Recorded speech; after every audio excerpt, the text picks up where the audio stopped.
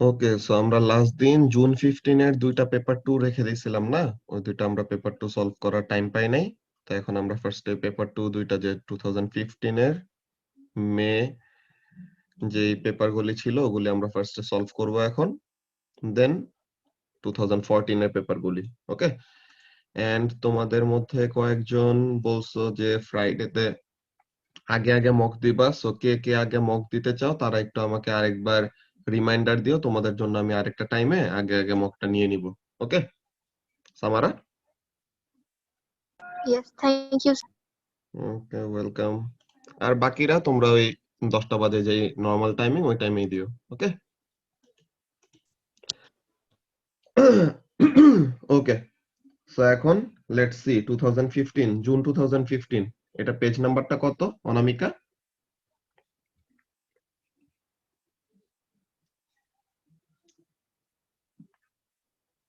June Sir, 2015 700. একদম exactly 700। Yes, sir. ওকে, paper আর ওইটা 2PR ও আচ্ছা, আর এটা পেপার 2 এটা কত?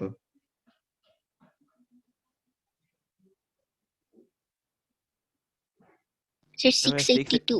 682 ওকে, ঠিক আছে। সো তাহলে এটা 682। ওকে, সো তাহলে এই যে আমাদের পেজ নাম্বার 682 তে যেই জুন 2015 পেপার 2, আর সবাই রুটিনটা দেখছো না? রুটিনে কিন্তু একদম সুন্দর মতো তোমাদের ইয়ারের রেঞ্জ দেওয়া আছে। হ্যাঁ, মকের কোন কোন মকে কেমন টাইপের আমাদের ইয়ে আসবে, কোন কোন ইয়ার থেকে কোশ্চেন আসবে এমন টাইপের, এন্ড যেগুলিতে কোনো দেওয়া নাই ইয়ারের রেঞ্জ মানে ওইটা যে কোনো র্যান্ডম কোশ্চেন আসতে পারে, যে কোনো ইয়ার থেকে দিতে পারি, বা আমি বাইরে থেকে ক্যামব্রিজের কোশ্চেনও দিতে পারি। বুঝতে পারছো?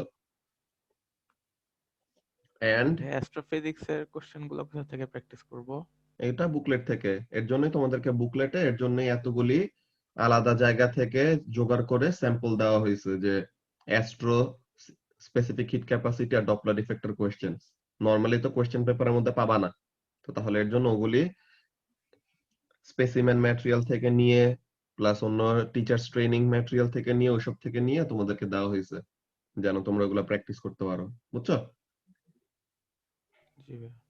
ওকে, সো তাহলে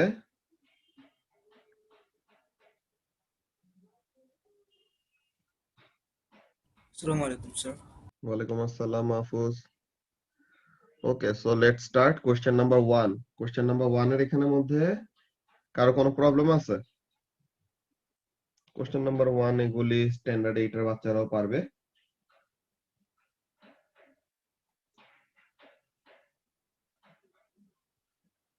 কোশ্চেন নাম্বার 2,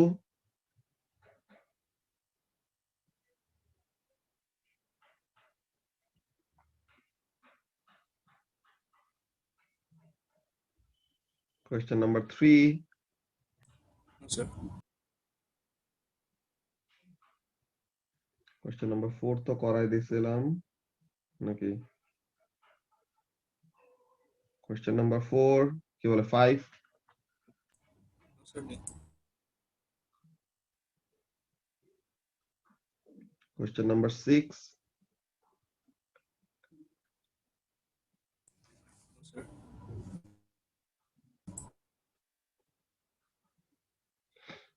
কোশ্চেন নাম্বার 7 এটা তো রেডিও অ্যাক্টিভিটির, এটা তো আমরা করছি। কোশ্চেন নাম্বার 8 এটা transformer related. Sir, 8C1. 8C1, okay, দেখি। The alternating current in the transformer has a frequency of 27,000 Hz. The toothbrush vibrates at the same frequency when it is being charged. এখন বলছে কেন এটা শোনা যায় না, এই যে এটা কি অডিবল রেঞ্জের বাইরে না বলতো? Yes, sir. তো তাহলে যে 20 হার্টজ থেকে 20,000 হার্টজ এর মধ্যে যদি থাকে তাহলে পরে আমরা শুনতে পাবো since the frequency at which the toothbrush is vibrating is greater than the audible range, তো তাহলে এটা কি অ্যাকচুয়ালি আল্ট্রাসাউন্ড রেঞ্জে পড়ে, তো এর জন্য আমরা এটাকে শুনতে পাবো না আর কি। ওকে, 2 মার্কসের জন্য কি লিখবো? 2 মার্কস এর জন্য এখানে মধ্যে দুইটা জিনিস। ফার্স্ট অফ অল দেখি ওরা কি লিখছে, দাঁড়াও। 8C1 না, এই যে ফার্স্টে বলবো যে লিমিটের বাইরে, এরপরে লিমিটটাকে মেনশন করতে হবে যে আমাদের লিমিট তো ম্যাক্সিমাম লিমিট হলো, এই যে আপার লিমিট হলো 20,000 হার্টজ, এটার জন্য 1 মার্ক। আর আরেকটা বলবো যে কি, এটা হলো আমাদের রেঞ্জের বাইরে। বুঝতে পারছো? Idea of a frequency limit or range two human hearing, যেটা কি এই সাউন্ড শোনার মতো কেপেবল না আমরা। ওকে, সো এটা কোশ্চেন নাম্বার 8। ওকে, সো তাহলে এই পেপারে তো কারো কোনো প্রবলেম নাই, দ্যাটস ভেরি গুড। এটা ছিল পেজ নাম্বার 700, তাই তো? জি ভাইয়া। তো তাহলে জুন 15 2PR, এটা হলো পেজ নাম্বার 700। ওকে, ঠিক আছে। সো এখন তাহলে আমরা এটা স্টার্ট করি, দেখি এটাতে কার কার কি প্রবলেম। কোশ্চেন নাম্বার 1 নিয়ে কারো কোনো প্রবলেম আছে? স্যার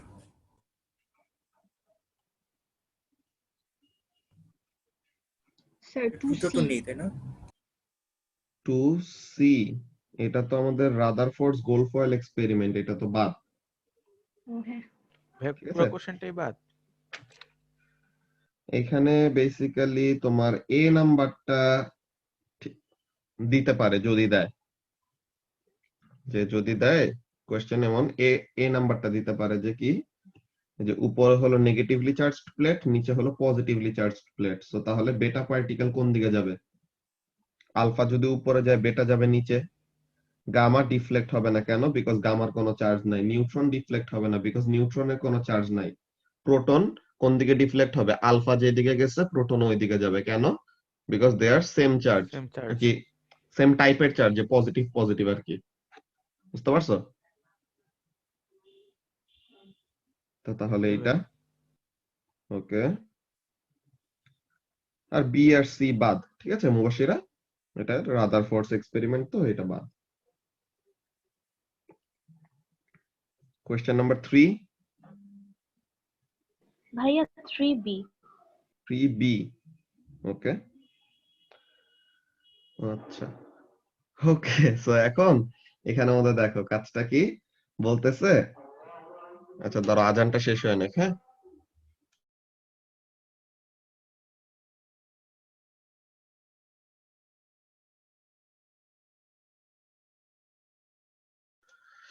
ওকে, সো তাহলে আমরা যেটা দেখতেছিলাম বি নাম্বার, হ্যাঁ, কি বলতেছে? A meter rule is replaced by an iron bar. আচ্ছা, এই যে মিটার রুলটা, এই যে মিটার রুলটা যে ছিল, এই মিটার রুলটাকে কি করা হয়েছে? একটা আয়রন বার দিয়ে রিপ্লেস করা হয়েছে। এখন বলতেছে the iron bar is 1 meter long and has a weight of 10 Newton. তো আয়রন বার, এই যে এই মিটার রুলের জায়গায় এখন কি করছে? এই মিটার রুলের জায়গায় এখন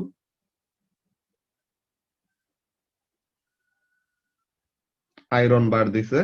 এখন এই আয়রন বারের ওয়েট কত? আয়রন বারের ওয়েট হলো 10 নিউটন। ওকে, আয়রন বারের ওয়েট হলো 10 নিউটন। তো তার মানে তার সেন্টার অফ গ্র্যাভিটি থেকে কি করবে? তার সেন্টার অফ গ্র্যাভিটি থেকে তার ওয়েটটা কাজ করবে 10 নিউটন। সো এখন বলতেছে কি, the newton meter and the 2 newton weight stay in their original position. তো এখন বলতেছে explain how this change affects the reading on the newton meter. এখন নিউটন মিটার রিডিং কি বাড়বে নাকি কমবে নাকি কি হবে, এই ব্যাপারে এক্সপ্লেন করতে বলছে। ঠিক আছে, সো তাহলে এখানের মধ্যে দেখো কাজটা কি, যদি আমরা এখানে এক্সপ্লেনেশন গুলা দেখি। ফার্স্ট অফ অল, আগে তো মিটার রুল ছিল, তার যদি কোনো ওয়েট থেকেও থাকে, আছে তো অবশ্যই অল্প একটু, কিন্তু কি আয়রন বারের তুলনায় মিটার রুলের ওয়েট খুবই কম ছিল না, বলতো? হ্যাঁ।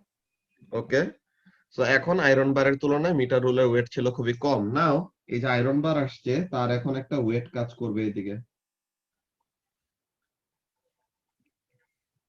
সো এখন এখানের মধ্যে দেখো তো কে কোন টাইপের মোমেন্ট দিচ্ছে।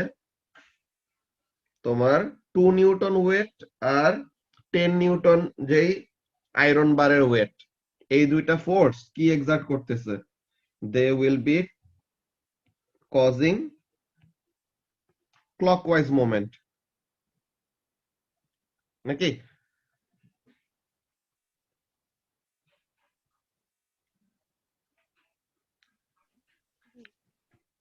হ্যালো,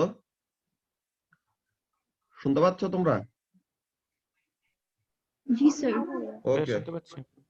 ওকে, সো তাহলে এখানের মধ্যে কাজটা কি? এখানে আমাদের এক্সট্রা একটা ফোর্স কি হলো, বেড়ে গেল না? তো এখানের মধ্যে কাজটা কি, তোমার মিটার রুলটাকে যদি হরাইজন্টাল রাখতে হয়, তো তাহলে কি আপওয়ার্ড এন্ড ডাউনওয়ার্ড ফোর্সেস গুলো তো আমাদের ব্যালেন্স থাকতে হবে, নাকি?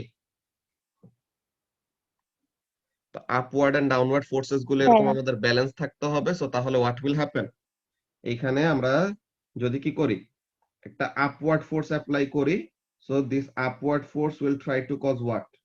This upward force will try to cause anticlockwise moment, তাই তো? পিভটটা হলো এখানে, এখানে কিন্তু অনেকজন পিভটটা খেয়াল করে না। পিভট হলো এখানে, তো তাহলে পিভটের রাইট হ্যান্ড সাইডে সবগুলি ফোর্স, পিভটের রাইট হ্যান্ড সাইডে দুইটা ফোর্স হলো ডাউনওয়ার্ড, একটা ফোর্স হলো আপওয়ার্ড। ওকে, সো এখন আগে নিউটন মিটারে শুধু কি করা লাগতেছিল লামিয়া? আগে নিউটন মিটারে শুধু 2 নিউটন ওয়েটের ওই মোমেন্টটাকে ব্যালেন্স করতে লাগতেছিল, কিন্তু এখন কি হয়েছে, আয়রন বার দেওয়াতে একটা হেভি একটা জিনিসেরও কি করা লাগতেছে, তার ওয়েটটাকে বেয়ার করা লাগতেছে। সো নিউটন মিটারের রিডিংটা কি হয়ে যাবে, বেড়ে যাবে না? হ্যাঁ। তাহলে নিউটন মিটারের ওয়েটটা বেড়ে যাবে, এটা একটা কথা। এন্ড এইখানে তুমি নিউটন মিটারের রিডিং একটা বের করছিলা, যে এখানের মধ্যে যে ignore the weight of the ruler, এটা করে নিউটন মিটারের একটা ওয়েট বের করছিলা। নাও এইখানের জন্য তুমি একটা কাজ করতে পারো, আমি তোমাদেরকে ছোট এই ক্যালকুলেশনটা করে দেই, তাহলে তোমরা বুঝতে পারবা। এখানের ডিসটেন্সটা হলো 10 সেন্টিমিটার, রাইট? এখান থেকে centre of gravity of the iron bar এটা হলো 50 সেন্টিমিটার, আর 2 নিউটন ওয়েটটা কতটুকু ডিসটেন্স দূরে? 60 সেন্টিমিটার দূরে। সো তাহলে এখন দেখো তো, force from the Newton meter multiplied by 10 centimeter is equal to weight হলো 10, distance হলো 50 সেন্টিমিটার, আর weight হলো 2, distance হলো 60 সেন্টিমিটার।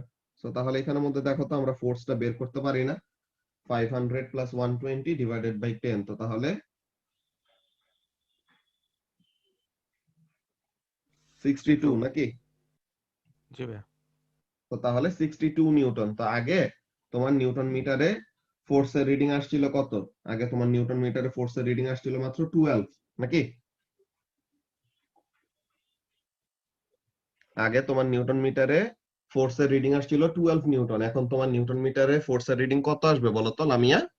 62 নিউটন হবে না? হ্যাঁ। তো তাহলে এই জিনিসটা আমরা বলবো, যে এখানের মধ্যে ওরা কোশ্চেনে কি বলে, অ্যানসারে কি বলছে দেখি, 3 নাম্বার।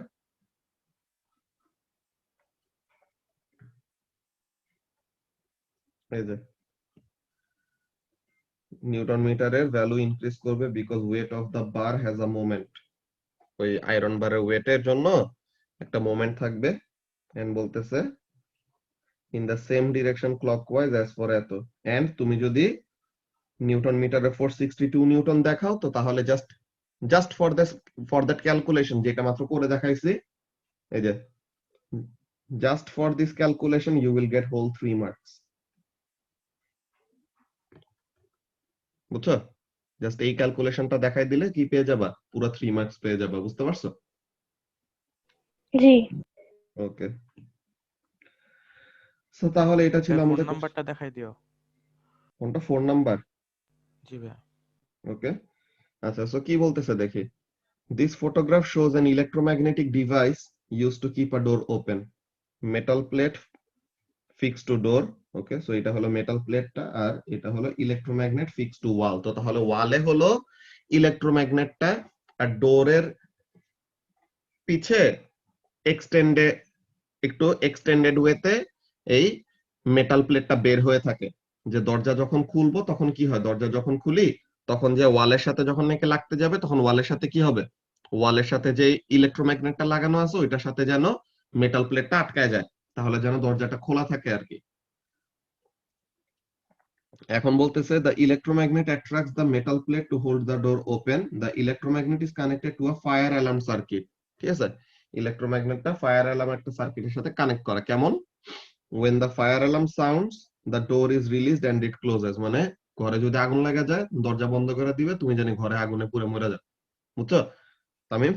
So জি এখন ভাইয়া। এখানের মধ্যে কাজটা কি? এ নাম্বারে বলতেছে state why the metal plate is made of iron because it is a soft magnetic material. তো ইজিলি কি হয়ে যাবে, ম্যাগনেটাইজ।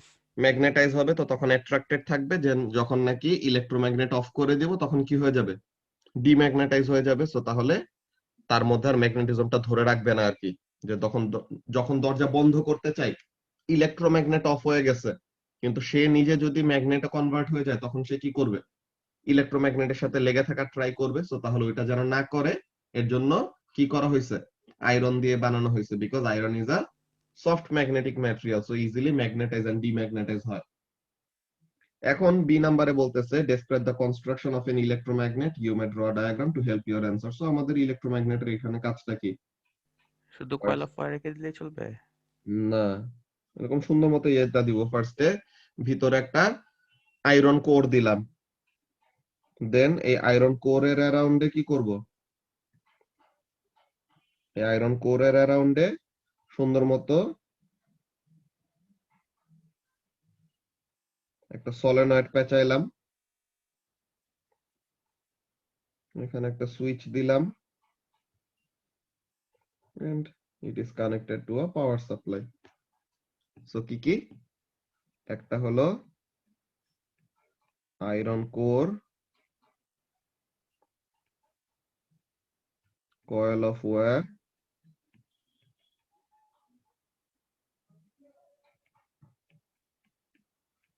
power supply আর সুইচ। তো তাহলে কি হবে, সুইচ অন করলে পরে কয়েল অফ ওয়্যারের ভিতর দিয়ে কারেন্ট ফ্লো করবে, কয়েল অফ ওয়্যারের ভিতর দিয়ে কারেন্ট ফ্লো করা মানে কি, তার চারপাশে magnetic field. Magnetic field create হবে একটা বার ম্যাগনেটের মতো, and that will be strengthened by the iron core. তো এমন টাইপের ব্যাপার, বুঝতে পারছো? এটা শুধু ডায়াগ্রামে এঁকে দিলেই চলবে? ডায়াগ্রামটা এখানে আঁকলে অনেকটুকু মার্কসই পাবা, কিন্তু একটু এক্সপ্লেনেশন লিখলে ভালো। এই যে দেখো, okay. Current carrying wire wrapped into a coil wrapped onto iron core, ঠিক আছে? this can be shown on a label diagram as well. So তাহলে ওইটা ডায়াগ্রাম আঁকলেও মার্ক দিবে, কিন্তু তাও আমরা ডায়াগ্রামটাকে ছোট একটা এক্সপ্লেনেশন লিখে রাখবো, তাহলে যেন আমাদের মার্কস কাটার সুযোগ না পায় আর কি। বুঝতে পারছো? জি ভাইয়া। এরপর বলতেছে describe the changes that allow the electromagnet to release the door when the fire alarm sounds. So তাহলে চেঞ্জেস গুলা কি, এখানের মধ্যে কি হবে, ইলেকট্রোম্যাগনেটের মধ্যে দিয়ে আমাদের কারেন্টটা কি হয়ে যাবে, বন্ধ করে দিবে, যে বেসিক্যালি কারেন্ট কমায় দিবে বা একদম কাট আউট করে দিবে এমন টাইপের। যে the current ব্রেকস or the current circuit is broken or the current or voltage কমে যায়। তো কারেন্ট আর ভোল্টেজ কমে গেলে কি হবে, ইলেকট্রোম্যাগনেটের স্ট্রেংথটা কমে যাবে না? জি ভাইয়া। তো ইলেকট্রোম্যাগনেটিক স্ট্রেংথটা কমে গেলে যে magnetic field of the electromagnet reduces. So তাহলে the magnetic force holding the iron plate to the magnet no longer present. So তাহলে আগে আয়রনের জায়গায় স্টিল ইউজ করলে? আয়রনের জায়গায় স্টিল ইউজ করলে, এটাই তো প্রথমে বলে আসছি যে পার্মানেন্ট ম্যাগনেট হয়ে যাবে? ওইটা হলো অনেকক্ষণ ধরে দরজা খোলা রাখলে যে অনেকক্ষণ ধরে ইলেকট্রোম্যাগনেটের সাথে কন্ট্যাক্টে আছে, সো স্টিলটাই ম্যাগনেটে কনভার্ট হয়ে যাবে, তখন আর দরজা বন্ধ হইতে চাবে না এত ইজিলি। তখন তো ভাইয়া তখন তো ইলেকট্রোম্যাগনেটের কোনো ইয়া থাকবে না, নিজের কোনো ইলেকট্রোম্যাগনেটই তো থাকবে না। ইলেকট্রোম্যাগনেটের এটা নাই, কিন্তু ইলেকট্রোম্যাগনেটের মধ্যে তো আয়রন আছে। তো তাহলে স্টিলটাকে তুমি প্রথমে ইলেকট্রোম্যাগনেট দিয়ে ম্যাগনেট বানাইছো, তো তখন স্টিলটা তো এখন একটা পার্মানেন্ট ম্যাগনেট হয়ে গেল না? জি। তো এখন স্টিলটা কি করবে, ইলেকট্রোম্যাগনেটের আয়রনটাকে কামড়ায় ধরে রাখবে, তারে ছাড়তে চাবে না, তো তখন দরজাই বন্ধ হবে না। বুঝতে পারছি। ওকে, সো তাহলে এটা গেল কোয়েশ্চেন নাম্বার 4। কোয়েশ্চেন নাম্বার 5 এ কারো কোনো প্রবলেম আছে? না ভাইয়া।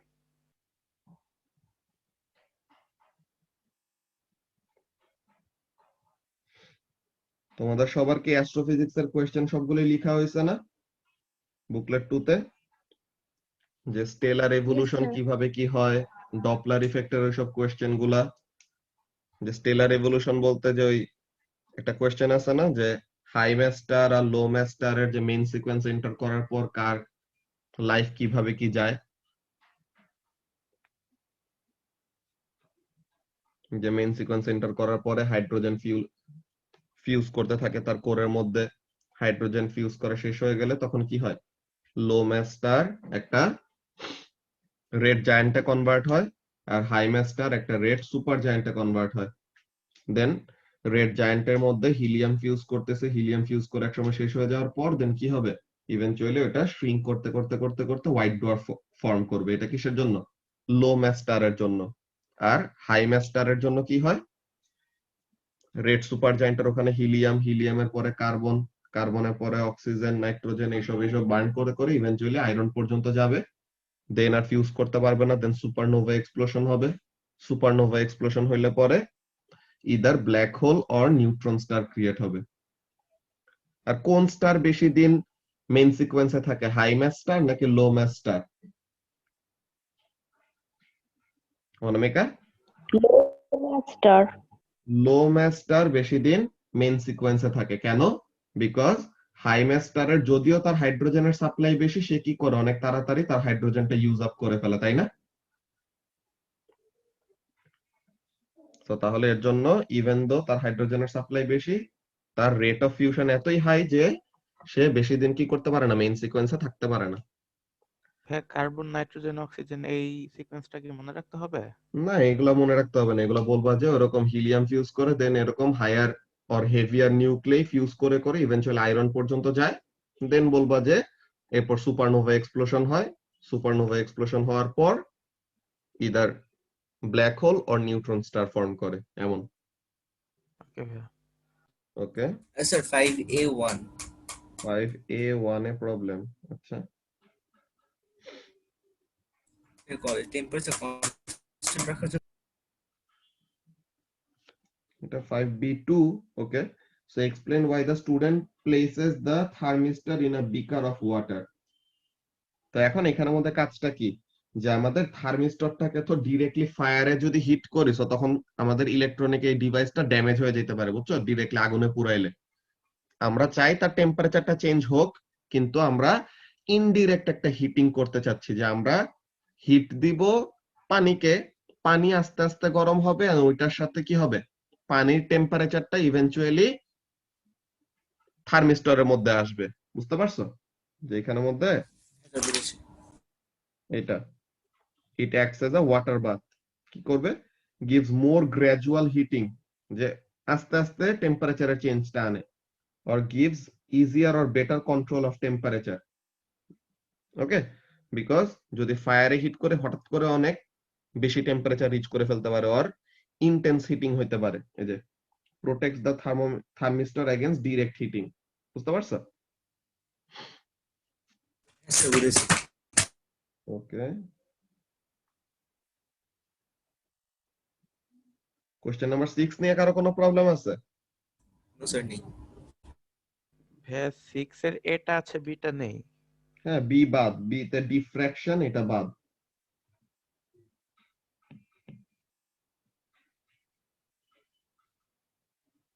7 নাম্বার এটা অনেক ডিটেইলে আমরা করছি।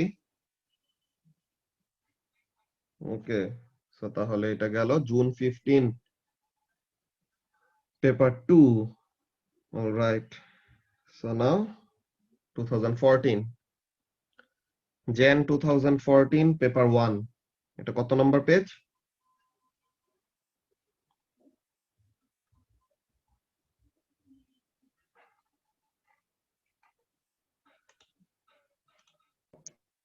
Eight hundred four. 804 এটা? 844. ও আচ্ছা, এটা জি ভাইয়া। ওকে। হ্যাঁ তাহলে এখন পেজ নাম্বার 844 jan 14 পেপার 1 দেখি এটাতে কার কি কি প্রবলেম আছে। Question number 1,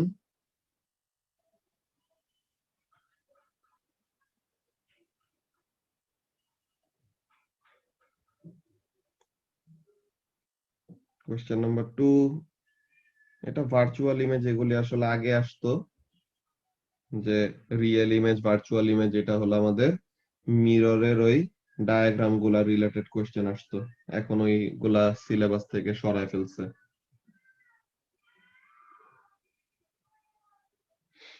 question number 3, 3v3 ওকে। কোয়েশ্চেন নাম্বার 3b3, এখন বলতেছে যে suggest why the maximum recommended current is lower when the cable is coiled up. So তাহলে কেবলটাকে যদি কয়েল আপ করে রাখা হয়, যে দেখো এখানে ওয়ার্নিং এর মধ্যে লেখা আছে একটা জিনিস, এই কোশ্চেনটা খুবই ইম্পর্টেন্ট, এই কোশ্চেনটা ভালো মতো দেখতে হবে যে এখানের মধ্যে কাজটা কি, ওয়ার্নিং এ কি লেখা আছে, ম্যাক্সিমাম অ্যালাউয়েবল পাওয়ার কি, when cable fully extended পাওয়ার হলো এত, ভোল্টেজের ভ্যালু এত, when cable coiled up তখন পাওয়ার হলো 700, ভোল্টেজ তো যেটা ছিল ওইটাই। তো এখন বলতেছে কি যে যখন কয়েল আপ করা থাকবে, এই রিলটা যখন নাকি ওরকম কয়েল আপ করা থাকবে, সো তাহলে তখন আমাদের কারেন্টের ভ্যালু, যে রেকমেন্ডেড কারেন্টের ভ্যালু কেন কম, বিকজ যখন নাকি এটাকে আমরা এক্সটেন্ড করব, যে লম্বা করব, তখন কি হবে, ওখানের মধ্যে আমাদের লেন্থের মধ্যে একটা ভেরিয়েশন নিয়ে আমাদের ডিসকাস করতে হবে, যে এখানে কি বলতেছে দেখো, কোশ্চেন নাম্বার 3 না,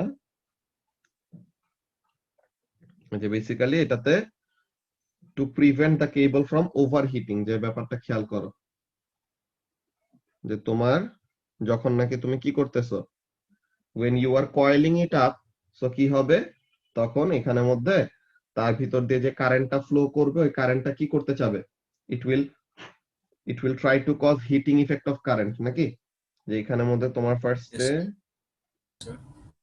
তো এটা হিটিং ইফেক্ট অফ কারেন্টের জন্য যেন কেবলটাকে কি না করে ফেলে, ওভারহিট না করে ফেলে, তো এর জন্য ওখানের মধ্যে কারেন্টের রেকমেন্ডেড কারেন্টের ভ্যালুটা কি করা হয়েছে, কমায় দেওয়া হয়েছে। যদি আমাদের রেজিস্ট্যান্সের ভ্যালু কম থাকতো, তো তখন যে ওখানের মধ্যে কি হইতো, কারেন্টটা ইজিলি ফ্লো করতে পারতো, কিন্তু যখন এরকম কয়েল আপ করা থাকবে, তখন কি হবে, হিটিং ইফেক্ট অফ কারেন্টের পসিবিলিটি বেশি, তো ওইটার জন্য কি হবে, হিটিং এর যেই একটা রিস্ক থাকে, ওইটা অ্যাভয়েড করার জন্য বলতেছে যে ম্যাক্সিমাম রেকমেন্ডেড কারেন্ট কম, বুঝছো। তো তাহলে এটা বেসিক্যালি Yes, এটা sir. হচ্ছে যে টু প্রিভেন্ট ফ্রম ওভারহিটিং, যে টু প্রিভেন্ট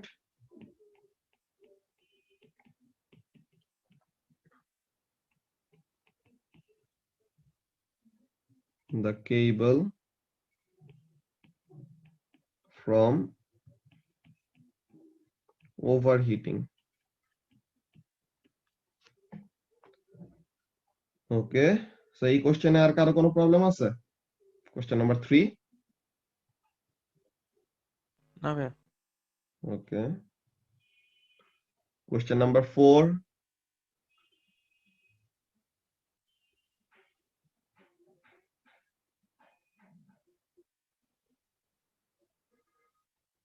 কোশ্চেন নাম্বার 5, এটা তো এক্সপেরিমেন্টালের মধ্যে Sir, 5C2. 5C2। সো এখন এখানের মধ্যে বলতেছে ফার্স্টে 5C1 এর অ্যানসারটা বলো তো, এটা কেন হবে না? Sir, cause average speed এটা. Very good. সো তাহলে সে যেটা বের করতেছে এটা হলো এভারেজ স্পিড, কিন্তু সে তো অ্যাকচুয়ালি চায় বটম অফ দা স্লোপের স্পিডটা কত, তাই তো। সো তাহলে এর জন্য Yes, sir. তার এই ক্যালকুলেশনে কারেক্ট ভ্যালুটা পাবে না। ওকে, সো এখন সে কারেক্ট ভ্যালুটা বের করতে চায়, মানে কি, she wants to determine the speed of the car at the bottom of the slope. So তাহলে তোমার যদি কোনো অ্যাডিশনাল ইকুইপমেন্ট লাগে তো তাহলে বলবা, আর যদি অ্যাডিশনাল ইকুইপমেন্ট না লাগে, if you are familiar with the maths, তো তাহলে অমনে করে বের করতে পারবা। এখানের মধ্যে কাজটা কি দেখো, তো তোমার স্টার্টিং হাইট বের করার জন্য তোমার কি লাগবে? Meter rule. দেন কতটুকু ডিস্টেন্স নামবে এই জিনিসটা তুমি ঠিক করবা। দেন বটম অফ দা স্লোপের স্পিড কত এটা বের করতে চাও। সো এখানের মধ্যে কয়েকটা কাজ করা যায়। হ্যাঁ, কয়েকটা কাজ কি করা যায়, যে তোমার অলরেডি কিন্তু এগুলা রিডিং নেওয়া আছে। তো এখন তুমি এমন কাজ করতে পারো, সবচেয়ে ইজি গেটওয়েটা কি, লাইট গেটস ইউজ করা, নাকি? যে গাড়ির উপরে কি Yes, sir. করবা, গাড়ির উপর একটা ইন্টারাপ্টার কার্ড অ্যাড করলা। মনে আছে না সবার যে লাইট গেটস এন্ড ডেটা লগর কিভাবে কাজ করে? Yes, sir. তো তাহলে এই ইন্টারাপ্টার কার্ড অ্যাড করলা এন্ড ইন্টারাপ্টার কার্ডের লেন্থটা বের করলা। ওকে, দেন একদম বটম অফ দা স্লোপে যে জায়গায় তুমি স্পিডটা চাও, সো বটম অফ দা স্লোপে কি করবা, একটা লাইট গেট এন্ড তার করেসপন্ডিং ডেটা লগর এটা অ্যাড করলা। তো এখন যখন নাকি গাড়িটা বটম অফ দা স্লোপে আসবে তখন কি হবে, the interrupter card will block the light. কতক্ষণের জন্য? যতক্ষণ length of the interrupter card cover না হচ্ছে।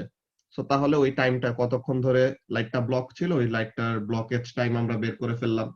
সো তাহলে length of the card metre rule দিয়ে বের করছি। Then time for which the light was blocked এটা আমরা ডিটেক্টর থেকে ডেটা লগার থেকে ওরকম পাইলাম। দেন ফাইনালি কি হবে, using the formula speed equal to length of the card divided by time for which the light was blocked. So এটা দিয়ে কি পেয়ে যাব, we will get the speed of the car at the bottom of the slope. Sir, card length টা নিব। হ্যাঁ হ্যাঁ, কার্ডের লেন্থটা নিব, যে ইন্টারাপ্টার কার্ড যে নাকি লাইটটাকে ব্লক করবে তার লেন্থটা নিব। বুঝতে পারছো? হ্যাঁ, বুঝেছি।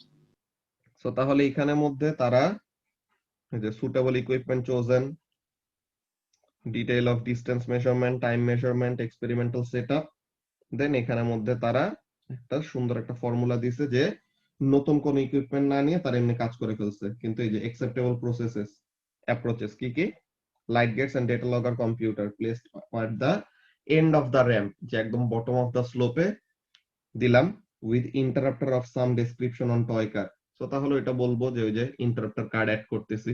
বুঝতে পারছো? দেন ওখানে থেকে বের করে ফেলবো। তো আমাদের লাইট গেটের So প্রসিডিউর এখানে হলো 2 into total distance কেন? এই যে এখানের মধ্যে দেখো এই ফর্মুলাটা ছিল না আমাদের, s equal to u plus v by 2 into t, সুভাত equation যে আমরা করেছিলাম মনে আছে? Yes, sir.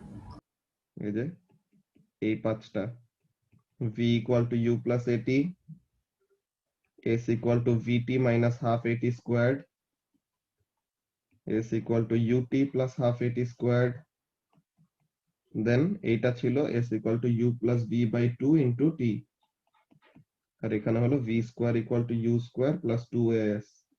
So we will be using this formula. এই ফর্মুলাটা কি দেখো, তোমার ইনিশিয়াল ভেলোসিটি তো জিরো নাকি, ইনিশিয়ালি তো গাড়িটাকে জাস্ট রিলিজ করতেছি। তো এখন ইনিশিয়াল ভেলোসিটি হলো জিরো, তো দিস ইজ জিরো। তাহলে কি আসে দেখো তো, ফাইনাল ভেলোসিটিটা যদি সাবজেক্ট করি 2 into s divided by t আসে না? u যদি জিরো হয় Yes, sir. তো তাহলে এটা হয় না। তো তার অ্যাকচুয়ালি স্টুডেন্টের অ্যাকচুয়ালি ফর্মুলা ইউজ করতে ভুল হয়েছে, সে ভাবতেছিল total distance divided by total time করলে হবে, কিন্তু সে তো আসলে ওটা কনসিডারেশনে নেয় নাই যে স্পিডটা তো চেঞ্জ হইতে পারে, তাই তো? সো তাহলে এই যে স্পিডটা চেঞ্জ হচ্ছে এই ব্যাপারটা সরি, সো স্পিডটা চেঞ্জ হচ্ছে এই জিনিসটা কনসিডারেশনে নিয়ে আমরা কি করলাম, সুন্দর মতো the speed at the bottom of the slope বের করে ফেলছি। বুঝতে পারছো? Yes, sir. তো এই ফর্মুলা দিয়ে করা যায় যে আমরা ওই লাইট গেট টাইট গেট এইসব এক্সট্রা ইউজ না করে জাস্ট সিম্পলি ফর্মুলাটা বলে দিলে বা বুঝাই দিলে হয়ে যাবে, যে ইনিশিয়াল ভেলোসিটি জিরো, তো তাহলে s equal to u plus v by 2 into t, এই ফর্মুলা থেকে ফাইনাল ভেলোসিটি সাবজেক্ট করলে we will get the speed of the car at the bottom of the slope. Okay, আর ওখানের মধ্যে তো আগে থেকে ওরকম বলেই রাখবো কি, ডিস্টেন্স বের করার জন্য এটা, এই যে ডিস্টেন্স বের করতে হবে, টাইম বের করার জন্য এটা। তুমি স্যার লাইট গেট যদি ইউজ করি তাহলে কি আমরা জাস্ট নরমাল ফর্মুলাটা ইউজ করব, যে হ্যাঁ স্পিড হ্যাঁ equals to distance by time? হ্যাঁ, লাইট গেট ইউজ করলে পরে তখন length of the interrupter card divided by time for which the light was blocked. Light গেটের জন্য Yes, sir, এটা বুঝেছি। Length of the card divided by time of blockage আর কি।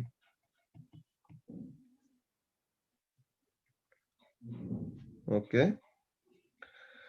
সো এটা গেল আমাদের কোয়েশ্চেন নাম্বার 5।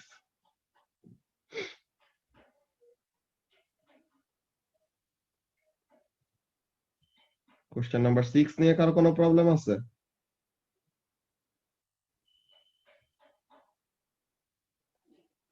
আচ্ছা, এই No, sir. মিটিং আর 1 মিনিটের কম আছে, নেক্সটটাই জয়েন করো, ওখানে দেখতেছি। Sir, 6B.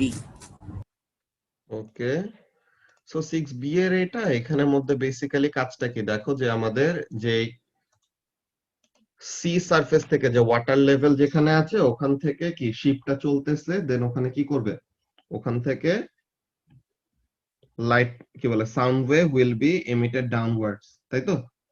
তা এখন তোমার কি হতে পারে, এই সি বেড, এটা হলো water surface,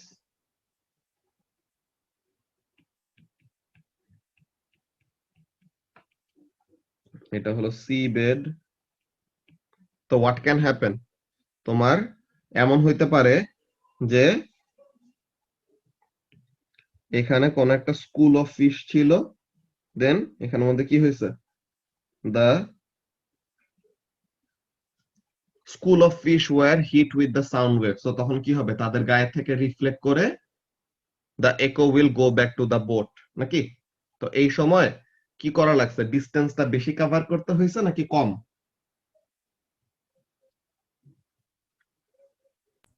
Sir, com. Com. With respect two what, যে যদি কোনো মাছ না থাকতো সো তখন কি হইতো, একদম নিচে যে দেন উপরে আসা লাগতো, সো তখন কি the amount of distance that had to be covered by the sound wave এটা কি বেশি, নাকি?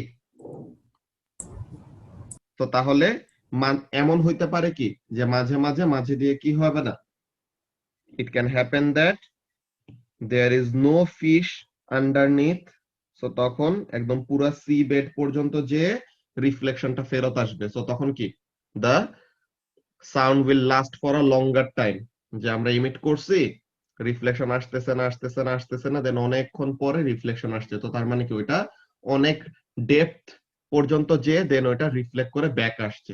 ওকে, আর Yes, sir.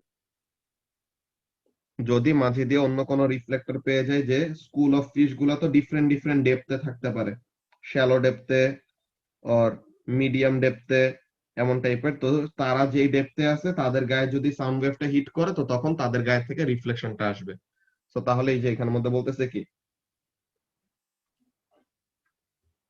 each sound wave is emitted for a very short time, এখন reflected sound wave received at the boat lasts for a longer time, যে আমরা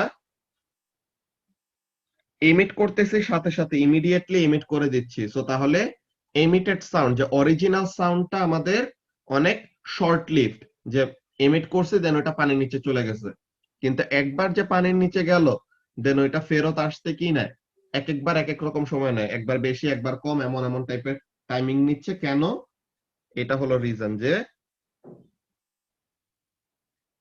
এই যে reflected from different depths within the shoal, কি হতে পারে, so reflected pulses travel different distances, ফিশরা move করে, দেন রিফ্লেকশনটা কোন জায়গা থেকে আসতে পারে, সি বেড থেকে আসতে পারে। বুঝতে পারছো?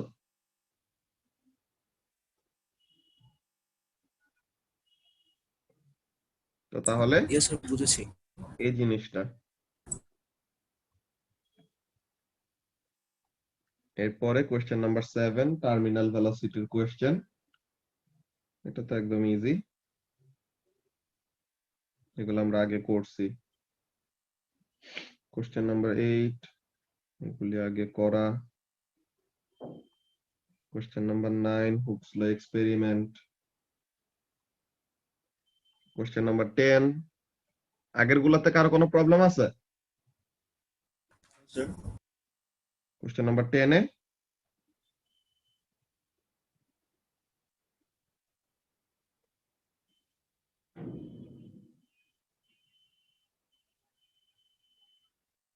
কোশ্চেন নাম্বার সি 11 নাম্বারটা কোনটা? 10C 10C এই যে এখানের মধ্যে দেখো তোমার এই অ্যাস্ট্রা স্যাটেলাইটের কতক্ষণ সময় লাগে আর্থের অ্যাবাউট একটা কমপ্লিট অরবিট করতে? 24 আওয়ার্স। 24 আওয়ার্স। এখন দেখো জি ভাইয়া। আর্থ সে তার নিজের অ্যাক্সিসের অ্যাবাউটে যে রোটেট করে এটা কতক্ষণ লাগে? 24 আওয়ার্স। 24 আর অ্যাস্ট্রা স্যাটেলাইট সে আর্থের অ্যাবাউটে রোটেট করে, তারও একটা কমপ্লিট রোটেশনে কতক্ষণ সময় লাগে? 24 আওয়ার্স। সো তাহলে এটা মানেটা কি? আর্থ নিজের অ্যাক্সিসের অ্যাবাউটে যত রেটে রোটেট করে, অ্যাস্ট্রা স্যাটেলাইট আর্থের অ্যাবাউটে সেম রেটে রোটেট করে। সো তাহলে এমন টাইপের স্যাটেলাইট গুলিকে বলা হয় জিও স্টেশনারি স্যাটেলাইট। হ্যাঁ, এমন টাইপের স্যাটেলাইট গুলিকে বলা হয় কি জিও স্টেশনারি স্যাটেলাইট, মানে তারা আর্থের রেসপেক্টে, যে জিও মানে আর্থ, সো তাহলে উইথ রেসপেক্ট টু আর্থ তারা কি থাকে? স্টেশনারি থাকে। তো তার মানে কি they are always at the same side whenever we look at the satellite, যে আর্থের থেকে সবসময় তারা অলওয়েজ সেম ডিস্টেন্স দূরে এন্ড অলওয়েজ সেম ডিরেকশনে থাকে। যে মনে করো এই যে বাংলাদেশ, যে আমাদের এখানে বাংলাদেশ, সো এখন এই বাংলাদেশ থেকে আমরা এটা এখানে দেখতেছি, এখন দেন আমরা রোটেট করে এখানে আসব, অ্যাস্ট্রা স্যাটেলাইটটা এখানে আসবে। সো তাহলে অলওয়েজ আমাদের কাছে কি হবে? আমাদের কাছে মনে হবে যে অ্যাস্ট্রা স্যাটেলাইট মনে হয় আমাদের সাথেই মুভ করতেছে। ঠিক আছে, একই রেটে থাকে তো মুভমেন্টটা, তো এর জন্য একই ডিসটেন্স দূরে থাকে। সো এখন বলতেছে এটা কমিউনিকেশনের জন্য কেন অ্যাডভান্টেজিয়াস? বিকজ কমিউনিকেশন স্যাটেলাইট গুলি কি করবে? তুমি একবার ফোন কল করলা, একবার স্যাটেলাইটটা ছিল এখানে, সুন্দর মতো স্যাটেলাইটে যে সিগন্যাল ফেরত আসছে। এখন স্যাটেলাইটটা যদি আদার এন্ড, এই যে তুমি আছো বাংলাদেশে আর ওইখানে হলো অ্যাস্ট্রা স্যাটেলাইট, তো তাহলে কি হবে? প্রথমবার এরকম রিফ্লেকশন পাইছিলা, পরের বার কি হবে? তোমার এই ওয়েভটা তোমার ঘুরে যায় স্যাটেলাইট পর্যন্ত যায়, দেন কি করতে হবে? ফেরত আসতে হবে। সো তাহলে কি এটা অনেক আমাদের কমিউনিকেশনটাকে আরো ল্যাগ বানায় দিবে, যে এখানের মধ্যে কি হবে? আরো টাইম নিবে কমিউনিকেশনের জন্য। সো তাহলে যদি আমাদের কি থাকে, if the communication satellites are always in the same position related to the earth, তখন আমাদের জন্য কি হয়? এগুলা কমিউনিকেশন স্যাটেলাইটের জন্য ইউজ করলে ইজি হয়। বুঝতে পারছো? জি ভাইয়া, বুঝতে পারছি। যে 10 এর সি তে যে satellite always appears in the same part of the sky, এই যে জিওস্টেশনারি অরবিট, ওইটা বললাম মাত্র, যে satellite always about the same point on earth. তো no need for satellite dish to track, যে আলাদা করে ওরকম ইয়ে করা লাগে না, খোঁজা লাগে না, because it orbits in the same time the earth rotates, এর জন্য। কোশ্চেন নাম্বার 11 নিয়ে কার কোনো প্রবলেম আছে? No, sir.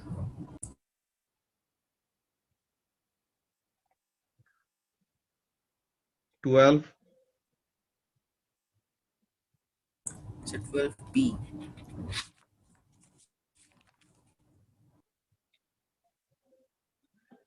the radioactive nuclei in the source emit beta radiation. What effect does the beta radiation have on a nucleus? এটা কি হয়? একটা বেটা পার্টিকেল রিলিজ করতে সময় কি হয়? একটা নিউট্রন কি করে? একটা প্রোটন আর একটা ইলেকট্রনে কনভার্ট হয় না, বলতো? Yes, sir. তো তাহলে বেসিক্যালি আমরা এমন একটা জিনিস দেখাইছিলাম।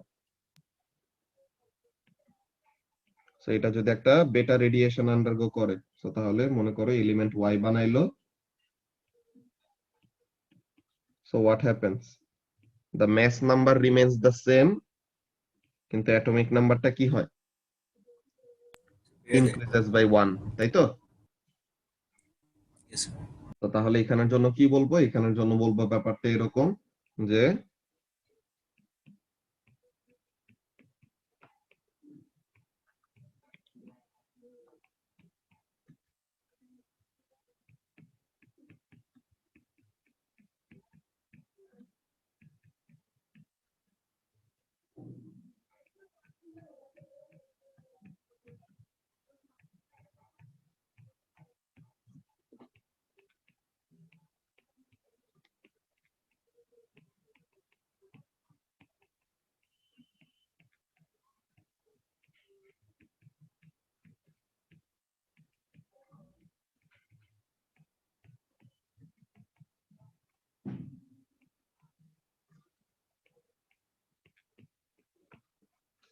ঠিক আছে, mass number remains the same R atomic number কি হয়, it increases by 1.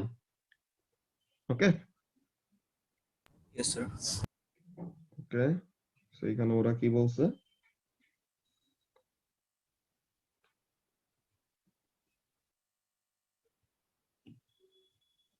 এই যে newton number decreases by 1, proton number increases by 1, এরকম।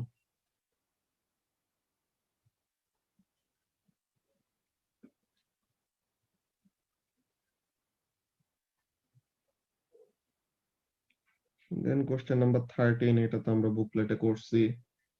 ভাইয়া B1 টাই আরেকবার দেখায় দাও।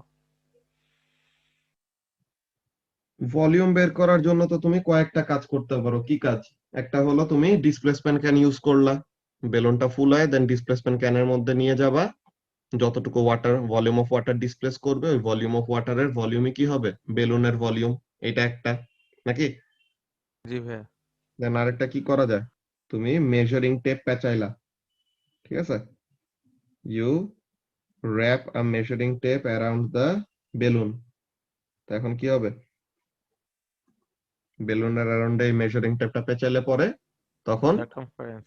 সারকামফারেন্স পেয়ে গেলা, তো সারকামফারেন্স থেকে রেডিয়াস পাবা, দেন ভলিউমের ফর্মুলা, স্ফেরিক্যাল ভলিউমের ফর্মুলা কি, 4/3 পাই আর কিউব, তো তখন ওইটা বের করবা। এটা তো স্পিয়ার না, পারফেক্ট স্পিয়ার না তো বেলুন। ও তো এটা পারফেক্ট স্পিয়ার না, এখানে আমাদের কয়টা অ্যাজাম্পশন করতে হবে, ঠিক আছে, যে এখানের মধ্যে এই এন্ড যেটা বের হয়ে আছে এটার জন্য এক্সট্রা এরকম কনসিডারেশন নিতে গেলে এত অ্যাকিউরেসি লাগবে না আমাদের এখন, ঠিক আছে। জি স্যার। এখানের জন্য এটা এই যে measure displaced water with measuring cylinder or measure the radius or circumference or এটা, then calculate volume with equation.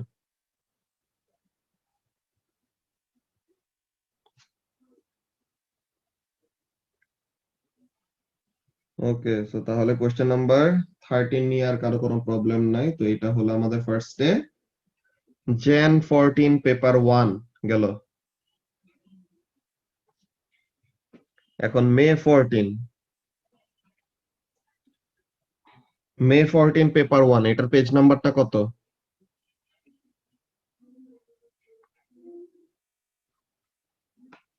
761. 18. 761। Ji sir. Okay, so তাহলে মে 14 পেপার 1 পেজ নাম্বার 761। ওকে, সো এখন আমরা দেখি এই পেপারে কি কি প্রবলেম। কোশ্চেন নাম্বার 1 নিয়ে কারো কোনো প্রবলেম আছে?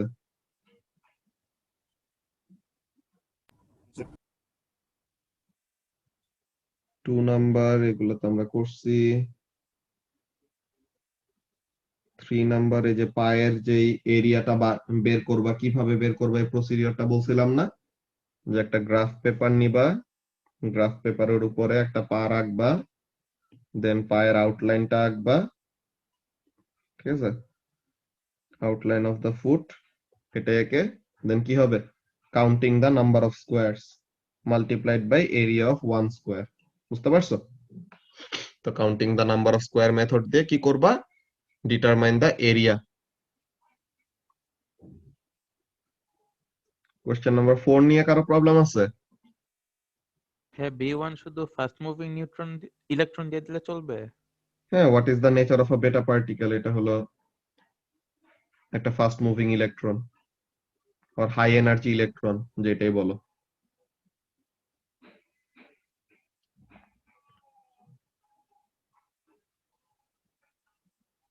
দেন এটা হলো রক ডেটিং এর, এটা তো এক্সপ্লেনেশন লিখে দিছিলাম, তাই না, যে রক ডেটিং এর এটা কিভাবে বের করতে হয়, বুকলেট সলভিং এর সময় করছি, নোটস এর সময় দিছিলাম।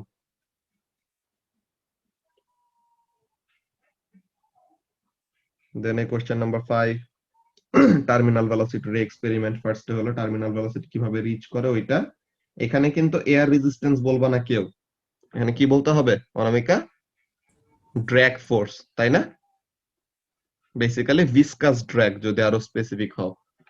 তো এখানে বলবো যে ওয়েটের জন্য সে নিচে নামছে, কিন্তু যখন নাকি অয়েলের ভিতর আসবে তখন কি করবে, drag force will act upwards, then eventually যত ভেলোসিটি বাড়তেছে ড্র্যাগ ফোর্স বাড়তেছে, and এক সময় ওয়েট আর ড্র্যাগ ফোর্স সমান সমান হয়ে যাবে। যখন ওয়েট আর ড্র্যাগ ফোর্স সমান সমান হয়ে যাবে তখন কি, unbalanced force zero. Unbalanced force zero হয়ে গেলে তখন কি হবে, it will move at a constant velocity, and that is called the terminal velocity. এরপর এখানে এক্সপেরিমেন্টটা, তো এখন ড্রাগন ফ্রিকশন দিলে চলবে? এখানে ফ্রিকশনের কথাটা এরকম না বলাই ভালো, ঠিক আছে? এখানে কোনো সলিড সারফেসের সাথে সে কন্ট্যাক্টে নাই। ওকে, সো তাহলে এর জন্য ফ্রিকশন বলবা না, দিবে? শুধু ড্র্যাগ বললে ভালো। ওকে, দেন বি নাম্বারে নিজেদের এক্সপেরিমেন্টাল একটা সেটআপ বলতে বলছে, তো তাহলে এরকম সেম সিলিন্ডার একে এমন একে কি করব, রাবার ব্যান্ডের প্রসিডিওরও তোমাদেরকে বলছি, যে রাবার ব্যান্ডের প্রসিডিওরও বলছি, যে রাবার ব্যান্ড গুলার মধ্যে ডিস্টেন্স গুলা নিয়ে দেন টাইমিং করবা স্টপ ওয়াচ দিয়ে, যে স্টপ ওয়াচের ল্যাপ টাইমার দিয়ে ওরকম টাইমিং করবা। এটা অনামিকাদের গ্রুপে তো অনেক ডিটেইলে ডিসকাস করছিলাম না মিথিলা? হ্যাঁ ভাইয়া। ওকে, তো এটা একটা রাবার দিয়ে করা যায়, অর লাইট গেট ইউজ করতে পারো। Light gate, detector, light gate, detector, light gate, detector. Then এখানে ইন্টারাপ্টার কার্ড কোনো কিছু অ্যাড করতে হবে না, এখানে ইন্টারাপ্টার কার্ড হিসেবে কাজ করবে কে, বা লাইটটাকে ব্লক করার কাজ কে করবে, দ্য বল ইটসেলফ, তাই তো? তো তাহলে বলের ডায়ামিটারটা, the diameter of the ball will act as the interrupter card. So এখানের মধ্যে কাজটা কি, বলের ডায়ামিটার কিভাবে বের করা যায়, এটার জন্য একটা মেজারিং ইনস্ট্রুমেন্টের নাম বলছিলাম, দুইটা বলছিলাম বেসিক্যালি, একটা হলো ভার্নিয়ার ক্যালিপার আর একটা হলো মাইক্রোমিটার স্ক্রু গজ। এই দুইটা হলো খুবই precise measuring instrument to measure, sorry, to measure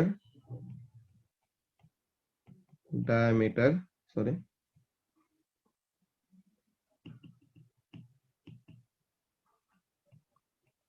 of the ball, যে কোনো একটা ইউজ করলেই হবে।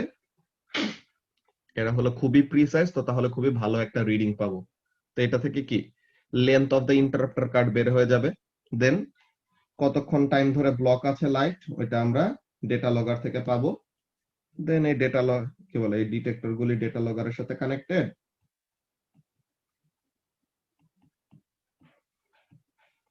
তো তাহলে এটা কি ইভেন্চুয়ালি কি হবে,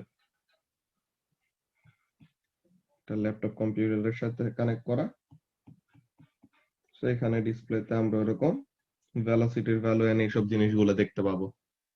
ওকে, তো এই প্রসিডিওর নিয়ে কি কারো কোনো কনফিউশন আছে? না ভাই, sir No, sir. Okay, question number 6,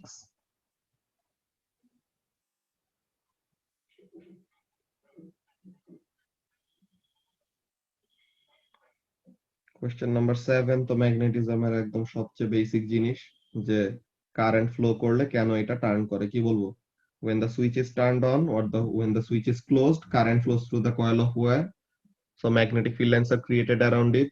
This magnetic field lines of the coil overlaps with the magnetic field lines of the permanent magnet. This creates a force which causes the coil to rotate or spin.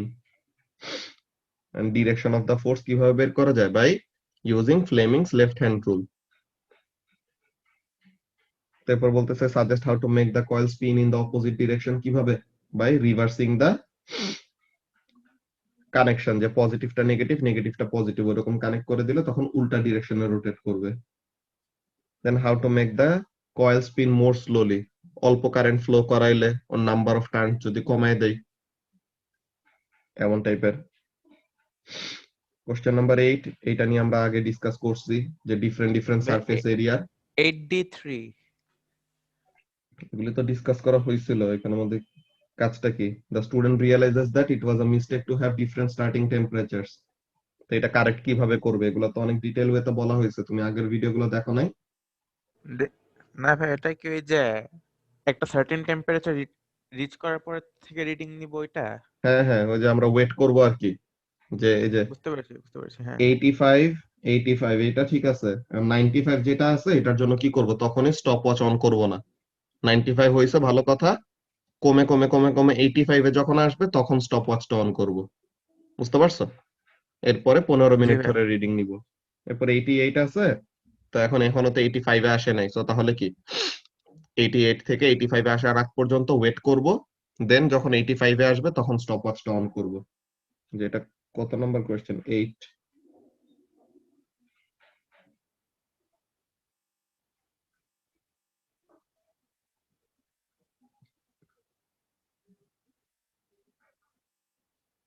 এই যে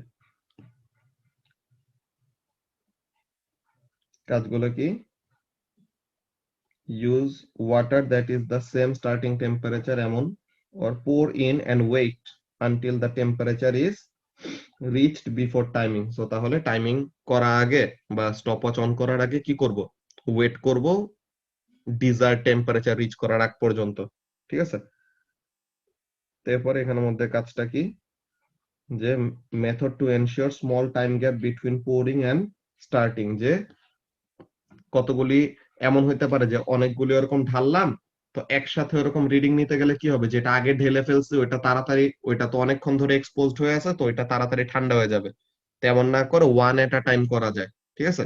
একটা একটা একটা করে আমরা reading নিলাম, এই যে do one at a time or use other people to help, তেমন টাইপের ব্যাপার।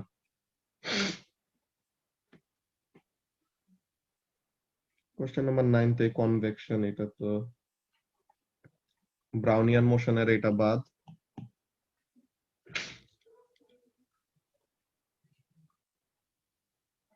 কোশ্চেন নাম্বার 10, কোশ্চেন নাম্বার 10 নিয়ে কারো প্রবলেম আছে?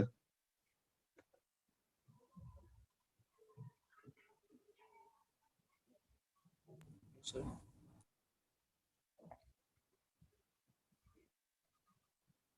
কোশ্চেন নাম্বার 11, নিউক্লিয়ার ফিশন কিভাবে একটা চেইন রিঅ্যাকশনে যায়। একটা নিউট্রন থেকে শুরু হয় রিঅ্যাকশন, কিন্তু সাথে তিনটা নিউট্রন রিলিজ করে যায়। তো তাহলে ওই তিনটা যে আরো তিনজনকে এফেক্ট করবে, দেন ওই তিনজন যে আরো তিনজন মানে 9 জনকে এফেক্ট করবে। সো এইভাবে করে মাল্টিপ্লাই হতে থাকে। তো এর জন্য কি হবে, চেইন রিঅ্যাকশন সেটআপ হবে, যে একটা থেকে আরেকটা ইনডিউস হয় বা একটা থেকে আরেকটার মধ্যে ইফেক্ট ফেলে। তারপর শিল্ডিং কেন লাগে, তাহলে যেন বাইরে কোনো হার্মফুল এরকম রেডিয়েশন গুলি কি করতে না পারে, এসকেপ করতে না পারে। তোমরা সবাই কিন্তু মার্ক স্কিম গুলোর সাথে মাস্ট মিলাইতেই হবে তোমাদের অ্যান্সার গুলি। ওকে? যে মার্ক স্কিমের সাথে তোমরা কোশ্চেন পেপার গুলি সলভ করছো, এখন মার্ক স্কিমটা খুলে মার্ক স্কিমের সাথে প্রত্যেকটা পয়েন্ট দেখবা যে তোমাদের গুলো মিলতেছে নাকি। ওকে? তো তাহলে reactor material or the waste is radioactive, so radiation এইসব যেন কি না হইতে পারে, বাইরে বের হইতে না পারে, এর জন্য শিল্ডিং দিতে হয়, বিকজ রেডিয়েশন গুলি খুবই হার্মফুল। এরপরে কোশ্চেন নাম্বার 12, তো এটা একটা ফিলামেন্ট বাল্বের জন্য কারেন্ট ভার্সেস ভোল্টেজ গ্রাফ, যে আইভি গ্রাফ। এখন বলতেছে এটার জন্য সার্কিট দেখতে কেমন হবে। ই আল্লাহ, 4 মার্ক দিছে সার্কিট আঁকতে। জাস্ট একটা সেল, একটা অ্যামিটার, একটা variable register, sorry, filament bulb, একটা সুইচ, সুইচ দেওয়া না দেওয়া যায় আসে না, আর এটার অ্যাক্রসে একটা ভোল্ট মিটার।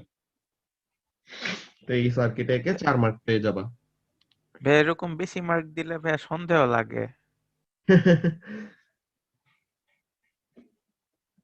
এই যে ammeter in series, voltmeter in parallel, variable resistor in series or variable power supply, a series circuit containing lamp and the power supply, এইগুলা। So variable power supply এর সিম্বলটা কি? যে এটা অল্টারনেটিভ ডায়াগ্রাম, এমন power supply একে তার মধ্যে arrow. ভাইয়া সেল ব্যাটারি একটা দিলেই Sir. চলবে? হুম,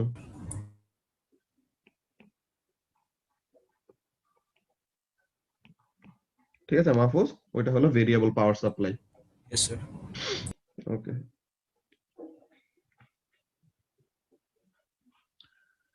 ওকে, সো তাহলে কোশ্চেন নাম্বার 12 নিয়ে কি কারো কোনো প্রবলেম আছে?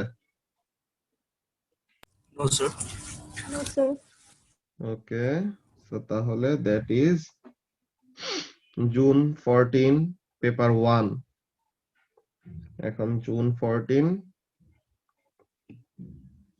পেপার 1 আর এটা কত নম্বর পেজ?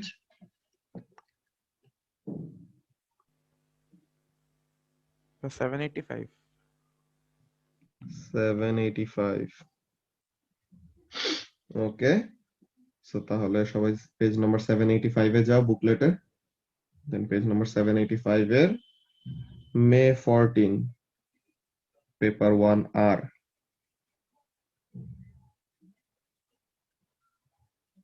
এগুলি কিন্তু আমরা চ্যাপ্টার ওয়াইজ গুলি ঠিক মতো করছি দেখে আমাদের ইয়ার ওয়াইজ গুলি একদম এতগুলি ইয়ার একদিনে কিন্তু একটা ইয়ারের পেপার 2 কভার করতে অনেকক্ষণ সময় চলে যায়, কিন্তু আমরা চ্যাপ্টার ওয়াইজ গুলি এমন ভাবে করছি দেখে আমাদের এখন কি করা যাইতেছে, সুন্দর মতো এক একটা স্কিপ করে চলে যাওয়া যাইতেছে, বিকজ এগুলি তোমরা সবগুলাই আগে করছো। বুঝতে পারছো? তো এই Yes, sir. জিনিসটা হলো চ্যাপ্টার ওয়াইজ কোশ্চেন পেপার করার মেইন অ্যাডভান্টেজ। যে তোমাদের ম্যাথসেও কিন্তু সেম জিনিস দেখবা, ম্যাথে তোমরা ইয়ার ওয়াইজ করছো না এখন মাহফুজ? Yes, sir, করেছি। তো তাহলে ওই যে ইউনিক কোচিং ওটা শেষ করার পর এখন ম্যাথসের ইয়ার ওয়াইজ ধরলে পরে কি সবগুলি তো আগেরই করা, তাই না? হ্যাঁ স্যার, স্কিপ করে। তো ওই জিনিসগুলাই। তো তাহলে এখন কোয়েশ্চেন নাম্বার 1 2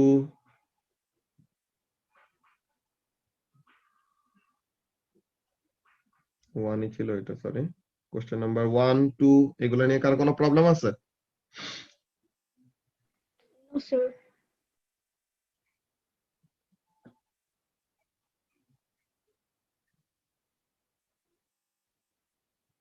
সবাইকে বারবার একটা জিনিস বলতেছি, মার্ক স্কিমের সাথে তোমাদের হ্যাবিচুয়েটেড হইতে হবে, ঠিক আছে? মার্ক স্কিমের সাথে অলওয়েজ অ্যানসার গুলি মিলাবা। মার্ক স্কিম দেখতে দেখতে দেখতে দেখতে তোমরা প্যাটার্ন বুঝে যাবা যে তারা আসলে কি চায়, বুঝছো? তো মার্ক স্কিমের প্যাটার্ন যখন নাকি ওরকম ধরে ফেলতে পারবা তখন দেখবা যে মার্কস একদম এমনি এমনি আসতেছে, যে পেপার 1-এ 100 প্লাস মার্কস এমনিতেই চলে আসে। বুঝতে পারছো? আচ্ছা, সো নিতু কিছু বলতেছিলা? নিতু भैया 2A। এ, আচ্ছা 2A তে বলতেছে ডেন্টিস্টরা কি করে, এই প্লেক রিমুভ করার জন্য আল্ট্রাসাউন্ড ইউজ করে, যে আল্ট্রাসাউন্ড ক্লিনার, যে অনেক হাই ফ্রিকোয়েন্সিতে অসিলেট করে, যে 20,000 হার্টজ এর থেকে বেশি, যে বলে দিছে কত 96 কি মিলিয়ন টাইমস পার সেকেন্ড। তো তাহলে 96 মিলিয়ন মানে কত? মিলিয়ন মানে কত? 10 টু দি পাওয়ার 6 না? जी भैया। তো তাহলে 96 মিলিয়ন মানে 96 into 10 to the power 6 hertz. এই ফুড পান্ডে এটা কি ভাই, এরা ঠিক মতো ইউটিউব দেখতে দেয় না, সারাক্ষণ ইমেল পাঠাইতে থাকে, কি করতে থাকে আল্লাহ। স্যার অর্ডার দিয়ে দেন। তো এই ক্লাস নেওয়া শেষ করে এরপর বেরোবো আর কি, বাইরে খাইতে যাব। ওকে, সো তাহলে ফার্স্ট অফ অল নিতু বুঝতে পারছো প্রথমে ফ্রিকোয়েন্সিটা কত? जी भैया। পার সেকেন্ডে এতবার ভাইব্রেট করে, তো তাহলে 96 মিলিয়ন মানে 96 ইনটু 10 টু পাওয়ার 6 হার্টস, আর 96 এর পরে 6টা জিরো বসাই দিবা। তো এখন বলতেছে suggest how the cleaner removes the plaque. কি করতেছে, এত হাই ফ্রিকোয়েন্সিতে যখন নাকি ওই প্লেকটাকে ভাইব্রেট করে তখন প্লেকটা কি হয়ে যায়, ডিসলজ হয়ে যায়, যে ওরকম ময়লাটা যে দাঁতের এখানে আটকায় ছিল, তো এখন এটা কি হয়ে যাবে, খুলে পড়ে যাবে আর কি। বেসিক্যালি যে ময়লাটা ওইটার সাথে দাঁতের সাথে লেগে থাকতে পারবে না, এত হাই ফ্রিকোয়েন্সিতে কাঁপতেছে। বুঝতে পারছো এই ভাইব্রেটিং টিপটা? ওকে, এর জন্য এটা কি হয়ে যায়, ডিসলজ হয়ে যায়। এরপর বলতেছে কি suggest why the water is spread on the tip of the cleaner. তো তাহলে কি, যে ময়লাটা রিমুভ করলে এখন ময়লাটাকে ক্লিন করে সরাই ফেলতে হবে না? তো তাহলে পানি দিলে পরে কি হবে, ওই ময়লাটা এখন ক্লিন হয়ে সুন্দর মতো চলে যাবে পানির সাথে। বুঝতে পারছো? ওর আরেকটা জিনিসও বলতে পারো, কি জিনিস, যে এত হাই ফ্রিকোয়েন্সিতে যে ভাইব্রেট করতেছেন, ঘষা খাইতেছে, টেম্পারেচার অনেক বেড়ে যাবে না? তখন পানি দিলে পরে কি হবে, ওটাকে ঠান্ডা রাখবে। বুঝতে পারছো? जी भैया। সো তাহলে এই যে কোশ্চেন নাম্বার 2 তে যদি আমরা দেখি যে ফার্স্টে হলো 96,000 কি হলো 96 মিলিয়ন মানে 96 ইনটু 10 টু পাওয়ার 6 এরপরে idea that the plaque vibrates to so তাহলে এটা এই যে shakes the plaque free or breaks plaque up or এই যে knocks off the plaque or dislodges the plaque এমন আর এখানে কি to clean out the debris okay or to cool the tip or to reduce damage to the tooth যে কোনো একটা বলো ঠিক আছে এই ডেব্রি ওয়ার্ডটা স্পেসিফিক্যালি লিখতে হবে এটা একদম বোল্ড করা আছে যে ডেব্রি মানে কি ডেব্রি অ্যাকচুয়ালি বেসিক্যালি ওই ময়লাটা যেটা নাকি রিমুভ করা হবে ওকে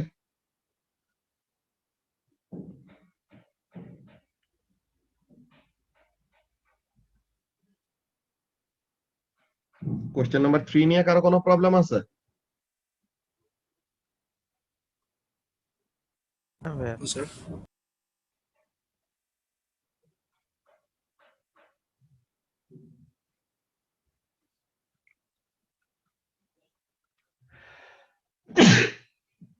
sorry question number 4 স্যার 4 এর 4টা suggest what would happen to the path of the blue light if the student used a salt solution with a higher refractive index এখন refractive index এর কথাটা কি বলছিলাম যে it is the ability of bending তাই না যে যত refractive index বেশি তত বেশি বেন্ড হবে তো এখন দেখো ব্লু লাইটের জন্য এমন আসছিল পাথটা ঠিক আছে এখন যদি কি হয় এই যে এখানের জন্য কাজটা কি দেখো এই হলো আমাদের নরমালটা okay this is the normal তো এখন এটা হলো অ্যাঙ্গেল অফ ইনসিডেন্স এটা হলো কি অ্যাঙ্গেল অফ রিফ্র্যাকশন তখন রিফ্র্যাক্টিভ ইনডেক্স যদি বেড়ে যায় সো তখন কি হবে এই লাইনটা আরো নিচে বেন্ড করবে নাকি যে আরো বেশি নিচে বেন্ড হবে সো তাহলে রিফ্র্যাক্টিভ ইনডেক্স বেড়ে গেলে বেন্ডিংটা বেড়ে যাবে যে বেসিক্যালি এটা কি 4a4 না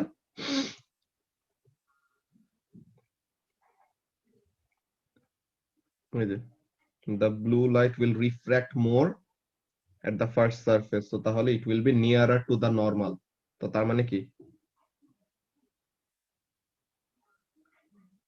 এখানের মধ্যে ফার্স্টে হলো ঢুকতে সময় কি হবে এখানের জন্য 1 মার্ক তো এখানের জন্য কি বলবো ফার্স্টে বলবো দাঁড়াও এই জিনিসটা তোমাদেরকে লিখে দেই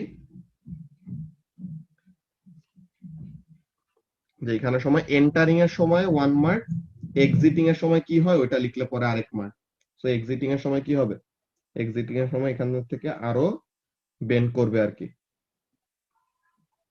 স্যার আমার বাংলা মক শুরু হয়েছে আচ্ছা ঠিক আছে সমস্যা নেই স্যার আমারও ওকে স্যার আমারও। ঠিক আছে সো এখন এখানের জন্য কাজটা কি হবে basically first of all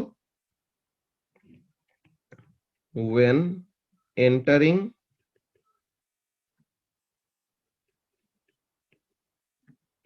the blue light will refract more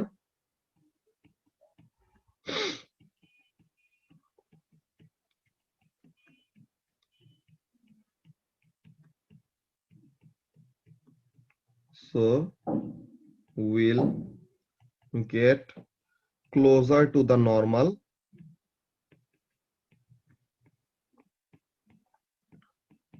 R when emerging যে যখন বের হবে আর কি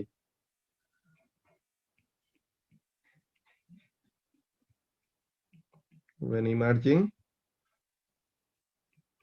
it will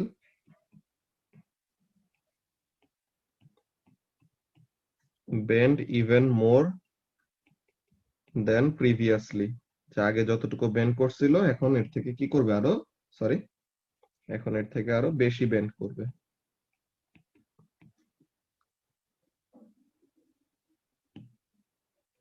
it will bend even more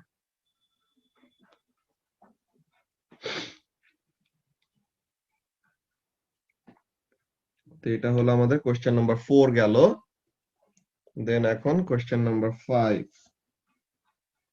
question number 5 তো টার্মিনাল ভেলোসিটি নিয়ে কোশ্চেন নাকি হ্যাঁ কোশ্চেন নাম্বার 5 নিয়ে কারো কোনো প্রবলেম আছে না ভাই Question number 6. ভাইয়া 6E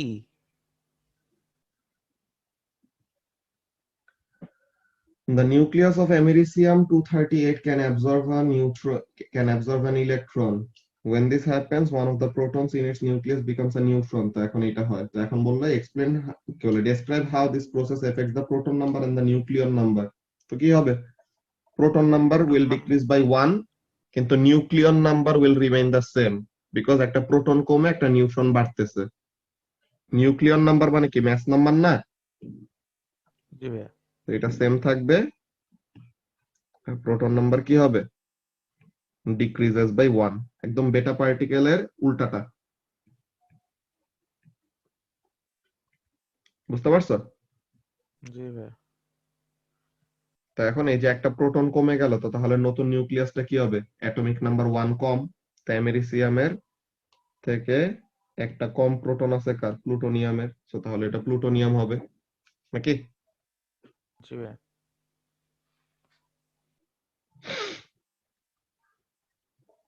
কোশ্চেন নাম্বার 7। অনিকের কোন কোন গুলাতে প্রবলেম যেন ছিল, তুমি যে লিস্ট দিছিলা? এখনো হয় না এগুলা নাকি পেপার 2 তে? কভার হয়ে গেছে, পেপার 2 তে ওকে আছে কতগুলো। ওকে, সো কোশ্চেন নাম্বার 7 এ কারো প্রবলেম আছে?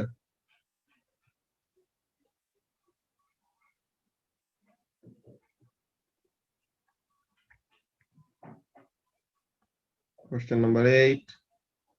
8 এর বি, 8 এর বি। 3 নাম্বার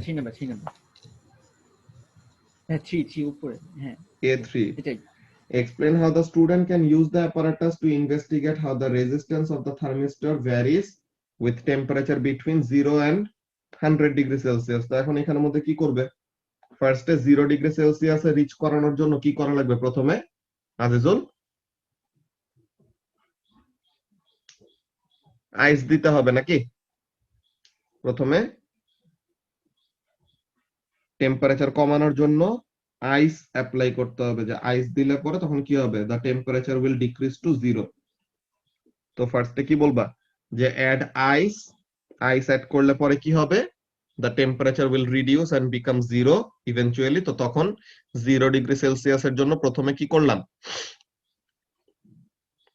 এমিটার রিডিংটা নিলাম। এরপরে কি হবে? হিট করতে থাকবো বানসেন বার্নার দিয়ে। দেন যত হিট হবে টেম্পারেচার বাড়বে, এন্ড প্রত্যেকটা ওইরকম ইন্ডিভিজুয়াল অমন টেম্পারেচারের জন্য কি করতে থাকবো? অনেক রিডিং নিতে থাকবো। ওকে, আইস দিলে কি নেগেটিভ ইয়ে আসবে না কারেন্টের ভ্যালুতে? কি বুঝি নাই? আইস দিলে নেগেটিভ আসবে না অ্যামিটারের ভ্যালুতে? না, নেগেটিভ ওরকম আসবে না, কারেন্ট ফ্লো করবে। ডিরেকশন তো উল্টাবে না, কারেন্ট অনেক কম হবে কিন্তু ফ্লো করবে। ঠিক আছে, তো এখন আইস দিয়ে প্রথমে 0 তে নামাইছি, দেন হিট করতেছি। আচ্ছা, এই মিটিং এর 1 মিনিটের কম আছে, নেক্সট টাই জয়েন করো, ওখানে এটা কন্টিনিউ করতেছি।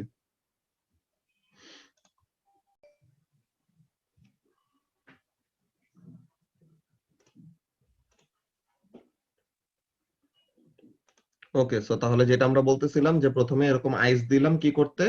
আইস দিছি যেন টেম্পারেচারটা 0 তে নিয়ে আসতে পারি, দেন ওখানে থেকে হিট করে করে টেম্পারেচার বাড়াইতে থাকবো, দেন 100 ডিগ্রি সেলসিয়াস পর্যন্ত গেলে ওই পর্যন্ত টেম্পারেচার এন্ড কারেন্টের রিডিংটা নিব আর কি। তো এই জিনিসটা এটাই তো চাইছে যে রেজিস্ট্যান্স কিভাবে ভ্যারি করে। সো ফার্স্টে কি করা লাগবে দেখো, ভোল্টেজ কত সাপ্লাই দিতেছে এটা আমরা জানি। ওকে, ভোল্টেজ জানি from the variable power supply, আর এমিটার থেকে কারেন্টের রিডিং জানি। সো তাহলে ভোল্টেজ আর কারেন্ট জানলে কি করা যাবে? রেজিস্ট্যান্স বের করা যাবে না বলো তো অনেক?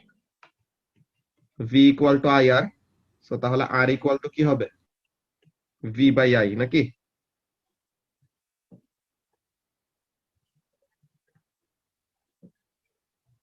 সো তাহলে V equal to I R. So তাহলে resistance will be equal to what? Voltage by current. So তাহলে এখানে প্রত্যেকটা ইন্ডিভিজুয়াল টেম্পারেচারের জন্য রেজিস্ট্যান্স কত এরকম বের করতে পারবো। তো এরপরে কি দেখবো? যে এত টেম্পারেচারের জন্য এত রেজিস্ট্যান্স, এত টেম্পারেচারের জন্য এত রেজিস্ট্যান্স, এই জিনিসটা। তো এটা কত নাম্বার কোশ্চেন এটা?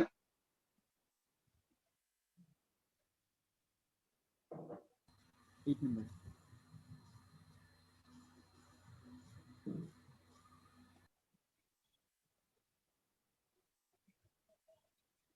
এই যে measure current at any known or fixed temperature, measure the voltage at any known or fixed temperature, measure the temperature, এরপরে কি vary temperature and take new readings, idea of allowing temperature to equalize between reading, যে ওরকম টেম্পারেচারটা যেন এরকম কি হয় stable থাকে তখন যেন আমরা রিডিংটা নিই। এরপরে কি either change temperature by heating water or start at 100 degree Celsius and allow to cool, দুইটা ওয়েতে করতে পারো, যে either 0 থেকে হিট করে করে 100 পর্যন্ত নিতে পারো or ইনিশিয়ালি 100 এ নিয়ে দেন আস্তে আস্তে ঠান্ডা হইতে দিতে পারো। এরপরে কি যে either start from ice or use ice cubes to take temperature below room temperature, then calculate V by I, যে resistance equal to voltage by current, then repeat an average at any stage, আর সুন্দর মতো যেন টেম্পারেচারটা বা হিটটা যেন distribute হয়, তো এর জন্য কি করতে হবে স্টার আর ইউজ করতে হবে। তো এখানের মধ্যে যে 10টা পয়েন্ট আছে 10টা পয়েন্টের মধ্যে যে কোনো 5টা সুন্দর মতো এক্সপ্লেনেশনের মধ্যে দিয়ে তোমার অ্যানসারটা হবে, বুঝতে পারছো?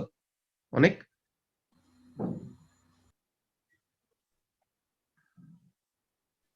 ভাই গ্রাফটা একটু দেখাই দিও বি নাম্বারে। বি নাম্বারের গ্রাফ, ওকে কি ভাই B1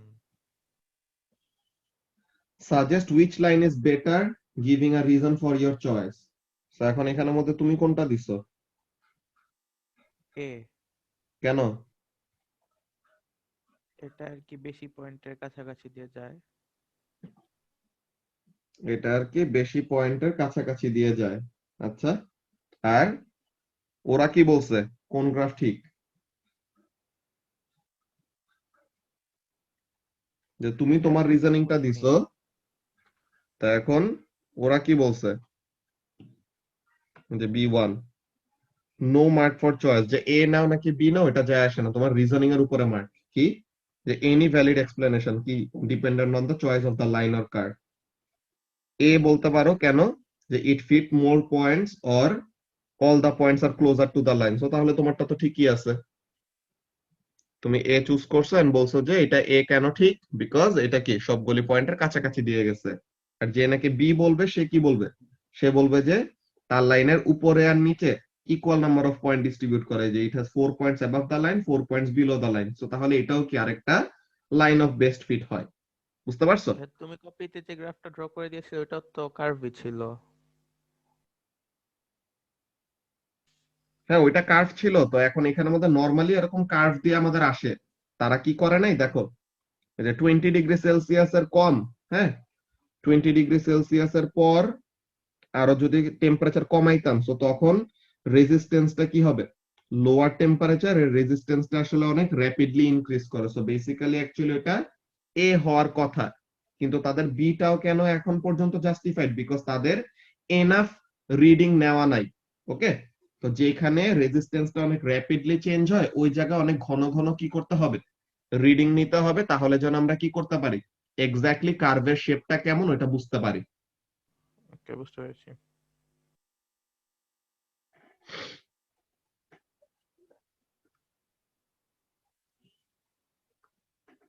এরপরে কোশ্চেন নাম্বার 9, কোন সারফেসের কেমন রিডিং?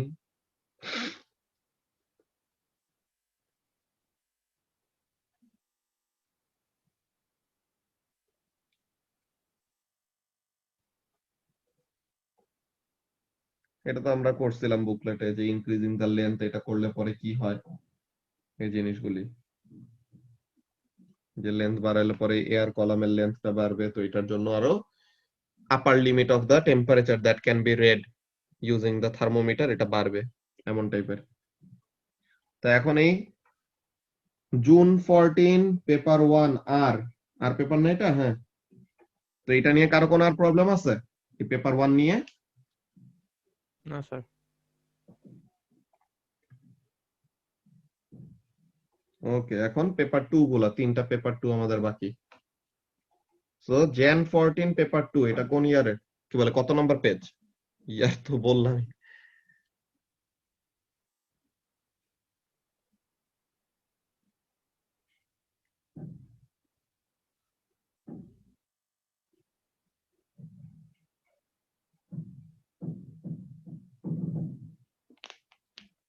এটা পেজ নাম্বার কত? ভাইয়া 873। 873, ওকে। সো তাহলে Jan 14 পেপার 2 পেজ নাম্বার 873, ওকে।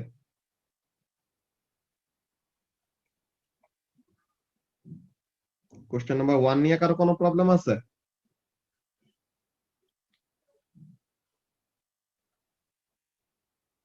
কোশ্চেন নাম্বার 2, ও মাই গড, এত কঠিন! এটা তো দেখে তো হার্ট অ্যাটাক হয়ে গেল। এটা তো ক্লাস 7 এর বাচ্চাও পারবে।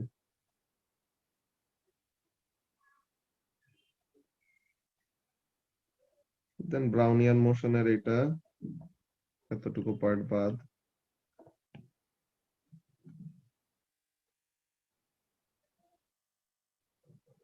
এগুলি এক্সপ্লেনেশন তো পারো, যে পার্টিকেলস ইন আইস কিভাবে আছে, particles in water, particles in steam, এগুলি এন্ড ডায়াগ্রাম গুলি তো তোমাদেরকে এঁকে দিছিলাম সবগুলো, তাই না? জি ভাইয়া। এরপরে কোশ্চেন নাম্বার 4। তো এখন এখানের মধ্যে কয়েকটা প্রবলেম কি, হিট সোর্সটা সাইডে দেওয়া, হিট সোর্সটা মাঝে হবে ওর থার্মিস্টরের এই বরাবর হবে এমন টাইপের। দেন থার্মোমিটারের বাল্বটা কি করতে হবে, থার্মিস্টরের টেম্পারেচারের রিডিং নিতে হবে, তো তাহলে তার কাছে আসতে হবে। দেন কি করা যায়, একটা স্টারার ইউজ করা যায়। এরকম একটা নাড়া দিলে পরে, স্টারার দিয়ে এরকম উপরে নিচে নাড়া দিলে পরে কি হবে, হিটটা সুন্দর মতো ইভেনলি ডিস্ট্রিবিউটেড হবে। বুঝতে পারছো? তো এরকম চেঞ্জেস গুলির কথা বলবো এখানে কোশ্চেন নাম্বার 4 এ।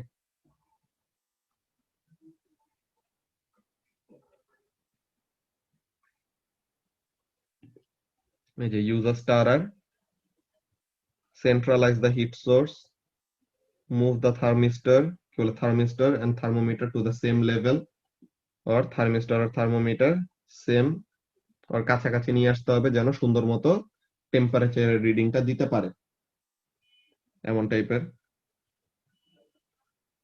তারপর কারেন্ট বের করার জন্য অ্যামিটার ইউজ করবে। দেন এখানে ভোল্টেজ আর টেম্পারেচারের রিডিং দাও, এইসবের গ্রাফ আঁকতে পারবা।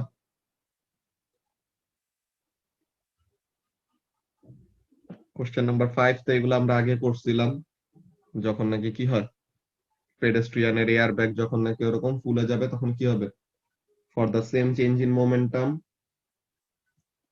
ডিসেলারেশন টাইম বাড়াই দিলে পরে ফোর্সের ভ্যালু কমে যাবে, যে ফোর্স ইকুয়াল টু কি, change in momentum by time.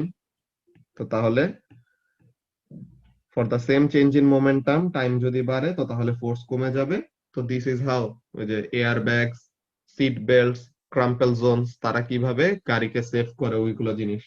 পেডেস্ট্রিয়ানের জন্য ব্যাপারটা কি কি ইউজ বলছো, করবো আমরা? কি?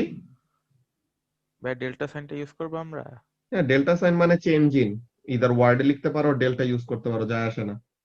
তো এই যে এখানের মধ্যে momentum is reduced by the same amount over a longer time, যে মোমেন্টামের চেঞ্জটা হবে সেম অ্যামাউন্টে কিন্তু বড় সময় ধরে। তো তখন কি হবে, ফোর্সটা কমে যাবে, because force is rate of change in momentum. তো তাহলে লেস ফোর্স মানে less damage or less injury.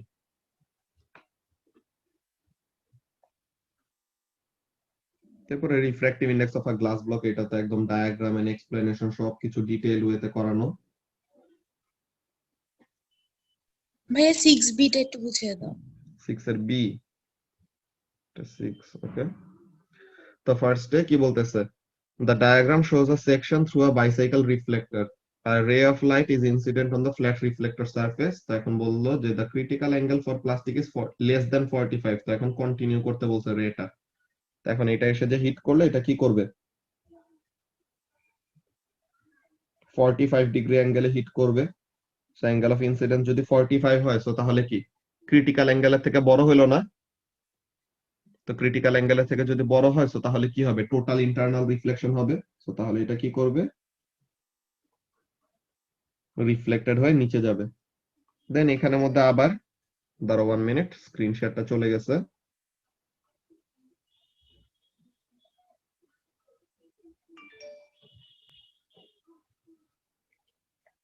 ওকে, তো তাহলে এই যে এখানের মধ্যে কি হলো, তোমার রিফ্লেক্ট হয়ে আমার নিচে নামছে। তো এখন নিচে যদি আবার নরমাল রাখি, তো এখন আবার কি, অ্যাঙ্গেল অফ ইনসিডেন্সটা ক্রিটিক্যাল অ্যাঙ্গেলের থেকে বড়। So it will again undergo total internal reflection. Then এখানে 90 ডিগ্রিতে হিট করছে বাউন্ডারিতে, সো রিফ্লেক্ট করে বের হয়ে আসবে। তোমরা কিন্তু স্কেল ইউজ করবে, আমি এখানে জাস্ট রাফ একটা ডায়াগ্রাম ড্র করছি, তোমরা স্কেল ইউজ না করলে মার্কস কাটা হবে। ওকে মিথিলা, বুঝেছি। এন্ড অ্যারো গুলা দিতে হবে যে কোন ডিরেকশনে যাচ্ছে, অ্যারো গুলি দিয়ে বুঝাইতে হবে, ঠিক আছে? ভাই প্রোট্রাক্টর ইউজ করতে হবে এগুলোতে? এটাতে প্রোট্রাক্টর লাগবে না, এটাতে জাস্ট স্ট্রেট লাইন নেই, এমনি এমনি টাইনে টাইনে দিয়ে দিবা। তারপর বলতেছে কি এখানে, what happens to the incident ray as it enters the plastic? কি করে ইনসিডেন্ট রেটা প্লাস্টিকের ভিতরে গেলে তাড়াতাড়ি মুভ করবে নাকি আস্তে আস্তে মুভ করবে এয়ারের থেকে? আস্তে আস্তে। আস্তে আস্তে। So তাহলে এমনই কিছু বলার কথা তাদের, এই যে it will slow down or wavelength decreases or refracted. Question number 7 তো আমরা ডিসকাস করছিলাম ম্যাগনেটিজম চ্যাপ্টারে। কি কি বুঝি নাই? ফ্রিকোয়েন্সি সবসময় সেম, হ্যাঁ হ্যাঁ হ্যাঁ, এটা আমরা ম্যাগনেটিজম চ্যাপ্টারে কয়েকবার ডিসকাস করছি। Question number 8,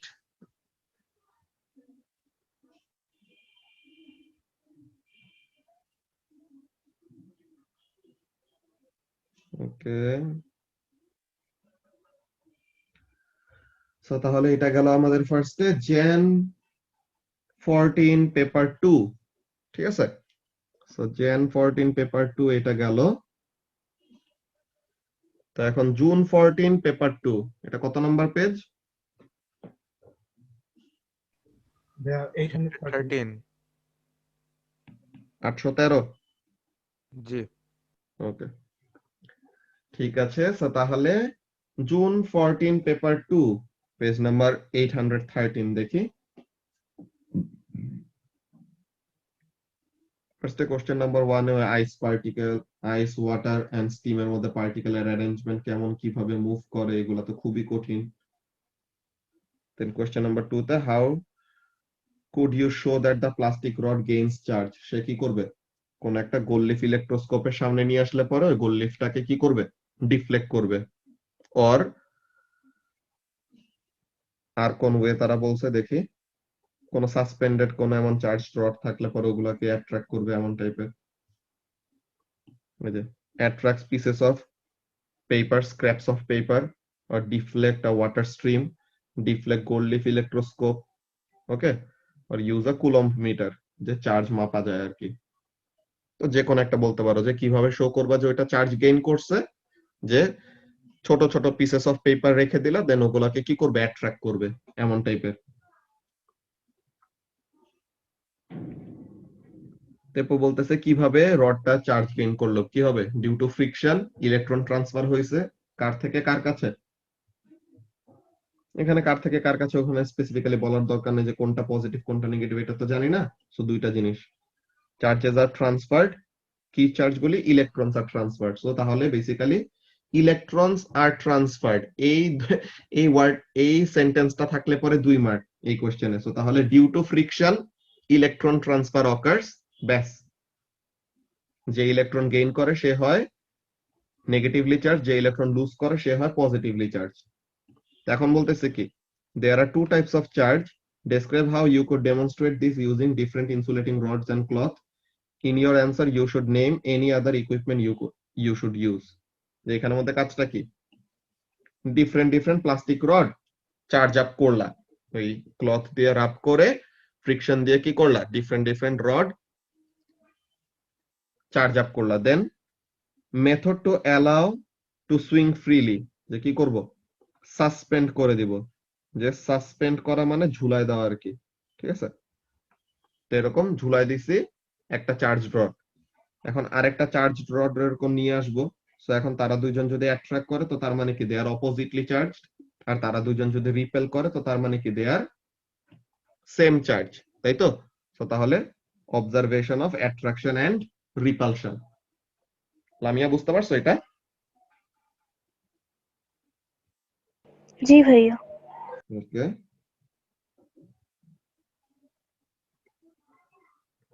Question number 3, vector scalar.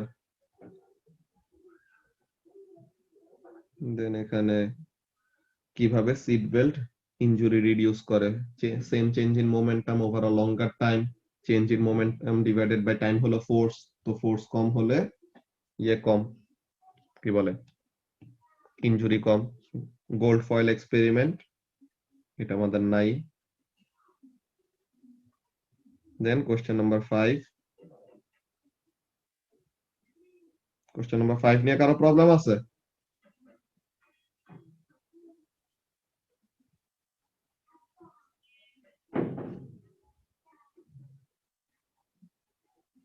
Question number 6.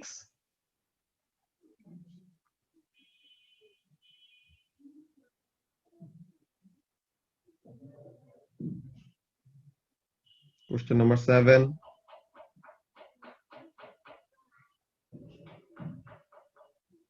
যে ট্রান্সফরমার কিভাবে কাজ করে এটা তো আমরা এক্সপ্লেনেশন জানি, লিখেও দেওয়া হয়েছে। এটা ডেসক্রাইব আমরা করছি যে দোনোটাই লোকেশন ডিপেন্ডেন্ট, যে সোলার পাওয়ার স্টেশন হাইয়ার ল্যাটিটিউডে কাজ করবে না, যে পোলার রিজিয়নে কাজ করে না ঠিক মতো, বিকজ ওখানে সানলাইট খুবই কম পায়। আর জিওথার্মাল পাওয়ার স্টেশন যেখানে নাকি অল্প ডেপথে হিট সোর্স আছে ওখানে ছাড়া অন্য জায়গায় ইউজ করা যায় না। কিন্তু ক্লাইমেটের অবস্থা যে জিওথার্মাল পাওয়ার স্টেশনের এনার্জি সোর্স তো মাটির নিচে, তো এটা উপর দিয়ে ঝড় হয় নাকি বৃষ্টি হয় এইসবের উপরে তো ডিপেন্ড করে না। তো তার মানে কি geothermal power station does not depend on climate, সে শুধু কি করে লোকেশনের উপর ডিপেন্ড করে। আর সোলার পাওয়ার স্টেশন কি করে লোকেশনের উপরেও ডিপেন্ডেন্ট, ক্লাইমেটের উপরেও ডিপেন্ডেন্ট। ঠিক আছে, তো এগুলো জিনিস আমরা আগেও এক্সপ্লেন করছিলাম। সো এটা গেল আমাদের পেপার 2 অফ জুন 2014 না লাস্ট পেপার নাকি? Yes, last. তো এখন জুন 2014 2PR, এটা কত নম্বর পেজ? 828 এটা? ওকে, তো তাহলে পেজ নাম্বার 828।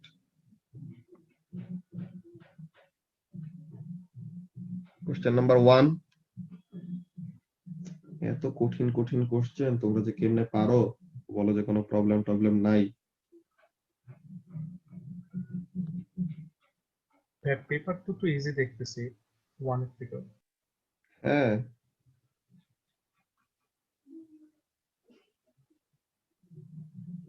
পেপার 1 এ মেইন কয়েকটা ব্যাপার হলো যে ভ্যারাইটি অফ কোশ্চেন্স বেশি, আর আরেকটা হলো যে অনেক লেন্দি আর কি পেপার 1টা, এটা হলো কথা।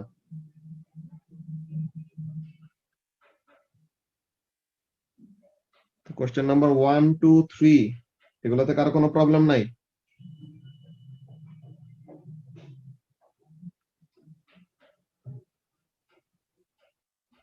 তোমরা কিন্তু বারবার করে বলতেছি পরীক্ষার আগে, ঠিক আছে, মক এক্সাম গুলার আগে বারবার তোমরা কোয়েশ্চেন পেপার এন্ড তার সাথে মার্ক স্কিমটা পাশাপাশি রেখে সুন্দর মতো মিলাবা।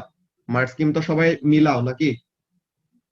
মার্ক স্কিম না মিলাইলে কিন্তু তোমাদের মেইন এক্সামের সময় অ্যান্সার লজিক্যালি কারেক্ট, কোন জায়গায় কাটতে পারবে না কিন্তু মার্ক ঠিকই পাবা না। মনে করো 5-এর মধ্যে 4 পাইলা, 5-এর মধ্যে 3 পাইলা, যে 1-2টা পয়েন্ট মিসিং যাবে। অ্যান্সারে কোনো ভুল নাই, but enough amount of point cover হয় নাই। তো এর জন্য তোমার কি করা দরকার? মার্ক স্কিমের পয়েন্টগুলি এখন দেখা দরকার, যে এখন তো অলরেডি আমরা অনেক কিছু চিন্তা ভাবনা করে অনেক কিছু শিখে ফেলছি, ঠিক আছে লামিয়া? সো এখন we will have to focus on the examiner, যে তারা অ্যাকচুয়ালি আমাদের কাছ থেকে কি চায়। ওকে, তো মার্ক স্কিম গুলি স্টাডি করতে হবে, ঠিক আছে?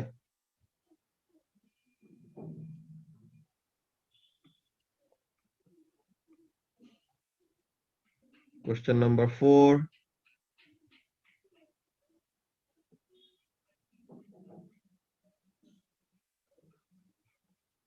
Question number 5.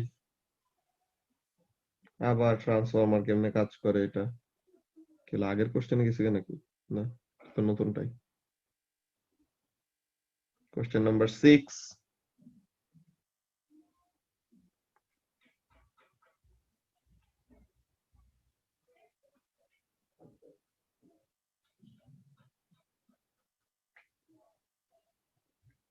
Question number 7.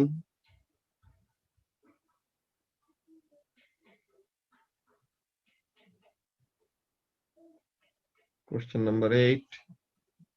এই যে তারা এই মোমেন্ট আমার একটা কোয়েশ্চেন দিছে অলরেডি 7 নম্বরে, তাইলে পর 60 মার্ক মিলাইতে পারে নাই, এরপর সুন্দর মতো একটা 4 মার্কার এক্সট্রা একটা কোয়েশ্চেন অ্যাড করে দিছে 8 নাম্বার কোয়েশ্চেনে।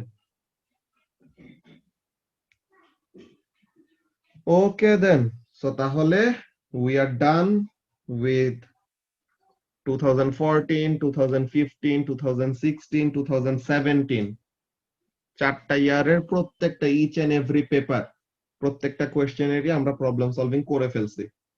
এরপরে তোমাদের দেখবে ইয়ার রেঞ্জ যেমন দেওয়া আছে, তোমরা করে বুঝবা যে আসলে কোন মকে কেমন টাইপের কোয়েশ্চেন আসবে আর কোন ইয়ার গুলি থেকে কোয়েশ্চেন আসবে। সো ওগুলি ইয়ার গুলো রিভাইজ দিবা, যে বেসিক্যালি তোমাদের পড়তে পড়তে অ্যাকচুয়ালি মার্কস স্কিমের পয়েন্ট গুলি এখন মুখস্থ হয়ে যাবে।